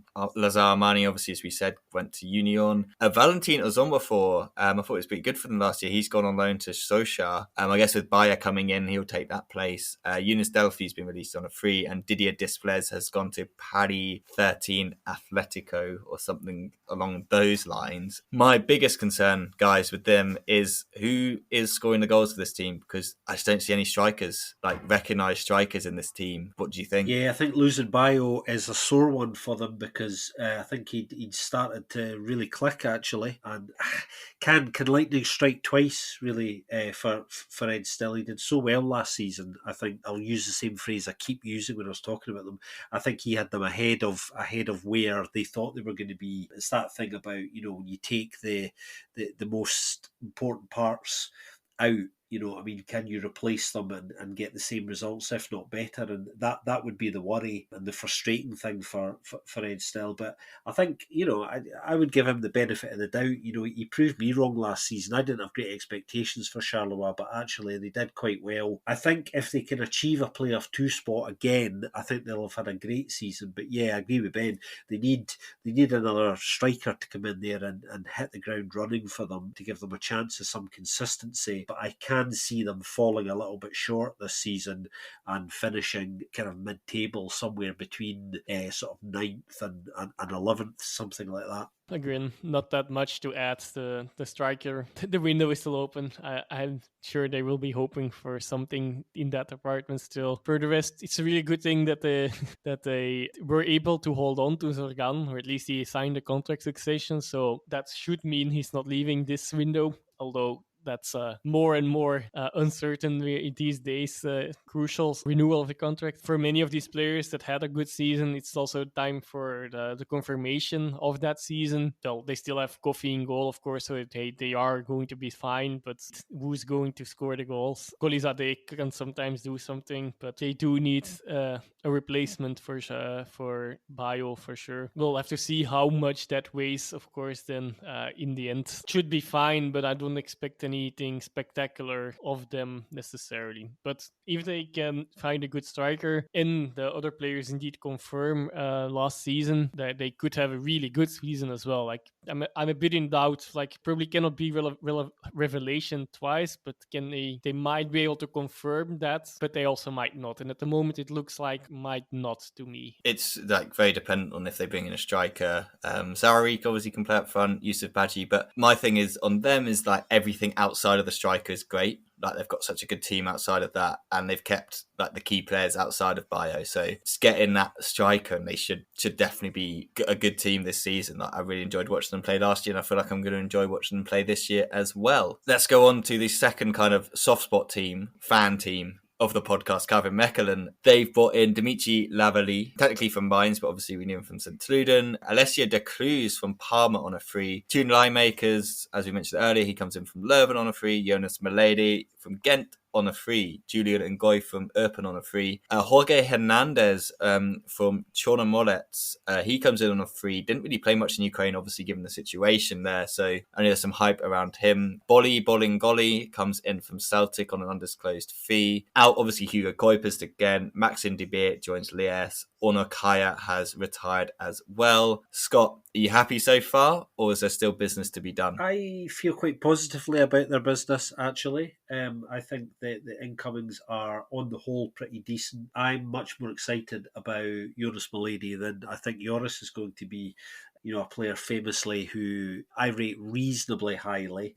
Joris doesn't, which you'll tell us about in a minute. But yeah, I think the incomings have been pretty decent. I think it's worth highlighting Danny Boyce, the new head coach. I feel as if he's the right fit for the club. I think there's nothing to suggest that he isn't. I think there'll be some tweaks to the system.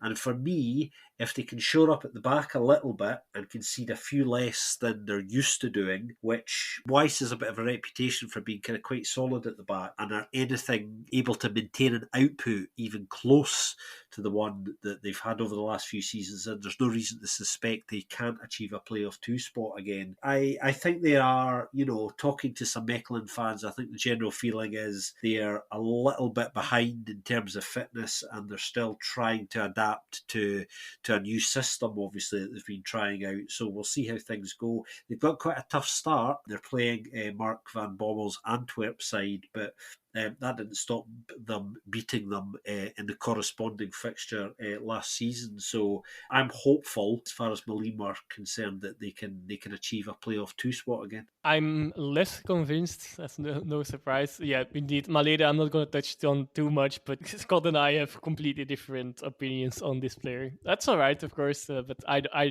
don't rate him at all or not much. But he's still young, so he can still prove me wrong.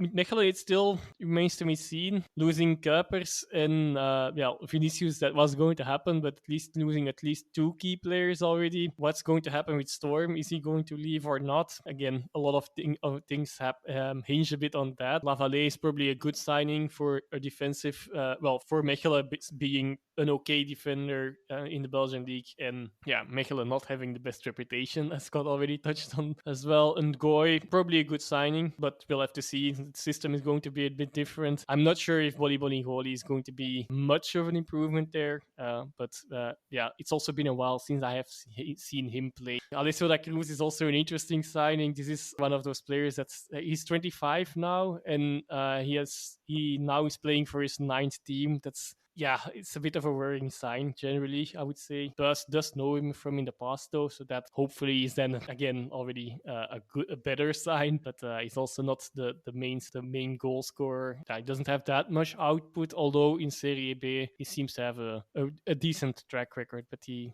has to prove a lot on the highest level of any country still. I don't see them going for playoff 2 this time, but I'm not sure how low in the table I would, well, low or mid or low I would put them, but probably, yeah, more mid than anything else. So I guess, like Scott, maybe the back end, the lower end of what Scott said, maybe 11th, 12th is what it looks like. But if they lose Storm, I think they do need a bit more creativity. That's maybe a main point to put as well. Even though they still have Schwed as well and Rapti, but he's also out for a long time. They have already not been spared of injuries this quickly. So maybe then for the first half of the season, if Storm goes, they might need another creative out. Yeah, no, I'm reasonably high on them.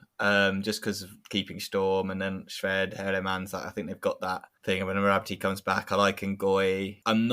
I'm probably in between the two of you on Milady, if I'm honest. I see what he can do, but I don't think he's consistent enough in what he does. But as a backup striker, I think he's fine. I'm happy that Ngoye should get more game time. I like Ngoye. I liked him last year. Vinicius obviously outplayed him and came into the side, but I did like what he did. So I think him and Skufs in kind of that central area in behind those two should do it. Yeah, I think they should be playoff 2. Just because it's Mechelen, they play exciting football. And yeah, like you guys say, if they show up at the back, then blimey, that'll be a first. But hopefully they don't show up too much at the back and then become boring up front. That won't be fun. We're on to the final team now, which is Kortrijk. Been a long one. We knew it was going to be a long one, but we're almost there, guys. Kortrijk, incomings. Massimo Bruno returns to the Belgian Pro League. He joins from Bursaspor on a free. Bilal Messadoui, his kind of permanent signing has been confirmed. Dion Deneuve, as we said earlier, from Zortevaardigem. Yusuf Shaluk, we've spoken about him at length. He comes in from Denzer. Tom van den Berg, goalkeeper, also from Denzer, comes in on a free. Yao Silva, centre-back from Deportivo Alaves, comes in undisclosed. And Habib Keita joins on loan from Lyon. Jimmy Tabidze has joined Dinamo Tbilisi on a free. Tsonne Bendiashvili has gone to Winkelsport for free. Mohamed Badamosi, he's gone to Kukalik on loan. Isaiah Herman's gone to NAC Breda in Poland, on the Netherlands, on loan. Trent Sainsbury, Lucas Roger and Michael Jonkeli have all left on a free. Looking through this team, like with all the others, again, it's kind of the goal scoring. Pap Habibgay will hopefully be back. Got his lucky shirt, so hopefully he can start bagging in some goals. Faiz Selemani's still there, so that's a massive plus for them. But outside of that, I like kind of the Shaluk signing we've spoken about. Bilal Massadoui, I think he could have a really good season based on the back end of what we saw. If he can just find his shooting boots early on, I think he could be a massive, massive uplift for this side that will need goals. I did see a goal they scored in pre-season just today, playing out from the back, literally from one end of the pitch to the other, before I think it was him that put it in the back of the net. So good signs there. I think out wide they're going to be good. Dylan Bayo is great. He was really good last season. Yusuf Shalak, as you already mentioned. Massimo Bruno, I think, is a decent pickup for free. Kadley, when he comes back from injury, will be great. Sambu Sissoko should get some more game time as well. Looking forward to seeing him. It is just kind of the defence, I guess, without Trent Sainsbury. So Radovanovic is probably going to be there. But then you're looking at Silva and Watanabe as the centre-backs. Not much kind of options there. Left back, right back, you've literally only got two. It's Christophe Dehaan and now Messadoui. There's no other right back, obviously, with Brian Reynolds having gone as well. And Rougier would also kind of play as a backup left back, but he's gone as well. So maybe Dion Deneuve's going to slot in there. I don't know, but I like him as a signing. So I'm reasonably high on Kortrijk. Again, it's just scoring goals and who's going to score the goals for them. But yeah, what do you guys think on this last team? We finally got there. What are your guys' opinions on Kortrijk? I worry about their consistency a little bit, but that's always really been an issue with them. It certainly was last season. I think they're another club who've done a lot of their business quite early, actually, which has kind of helped. You know, there's a lot of players identified. You could tell, excuse me, at the tail end of last season, in fact. Really excited to see Yusuf Chaluk in the top division on a regular basis. Really good player who, you know, we've been banging the drum for ages. just going to do it again. For me, if they can get, some consistency going and build up a head of steam, then they could have quite a positive season. But I think probably, I'm not sure they have enough for a playoff 2 spot. So somewhere, I think somewhere between maybe 10th and 13th, I think is not unrealistic or unreasonable for them. But like I was saying, if they can find some consistency, then they could surprise a few. I think they're a very underrated side, and on their day they can give actually anybody a game, and that's what makes Kortrijk always a bit of an unknown for me. I'm not sure if Salamani is actually training with the squad, so I won't expect him in their squad, to be fair. Yeah. So that's a big loss, and then that increases, of course, the worries of scoring. So I'm a bit more in Scott's camp, I guess. Maybe a bit less in...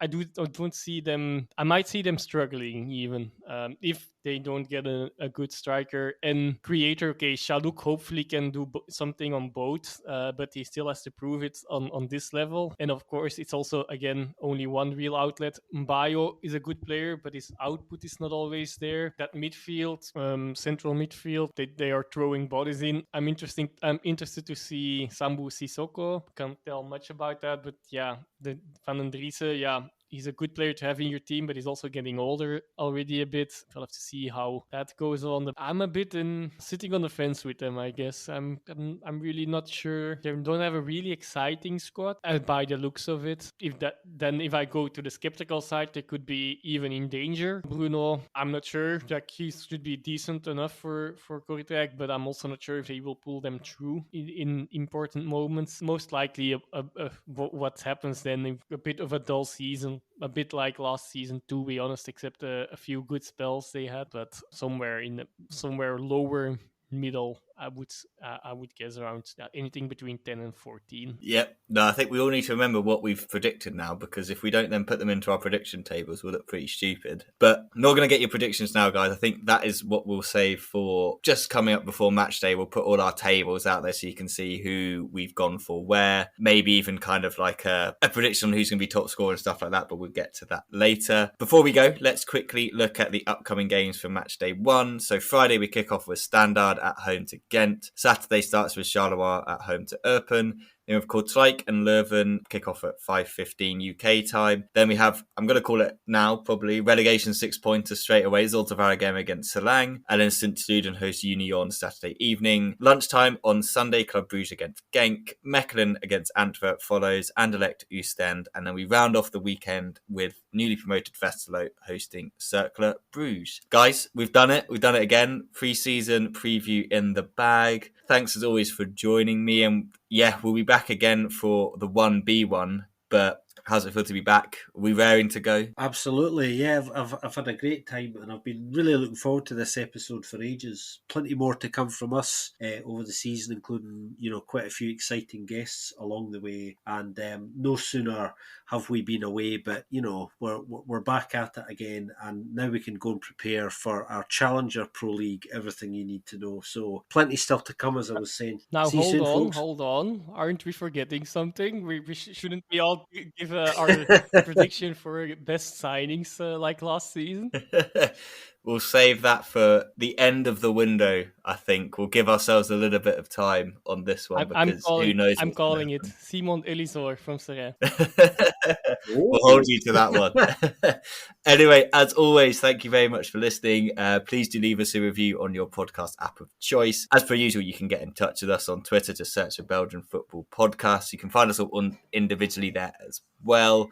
You can also find our Gmail account on there as well to send us an email if you'd prefer. As usual, thanks for listening, and we'll see you very soon on another episode of the Belgian Football Podcast.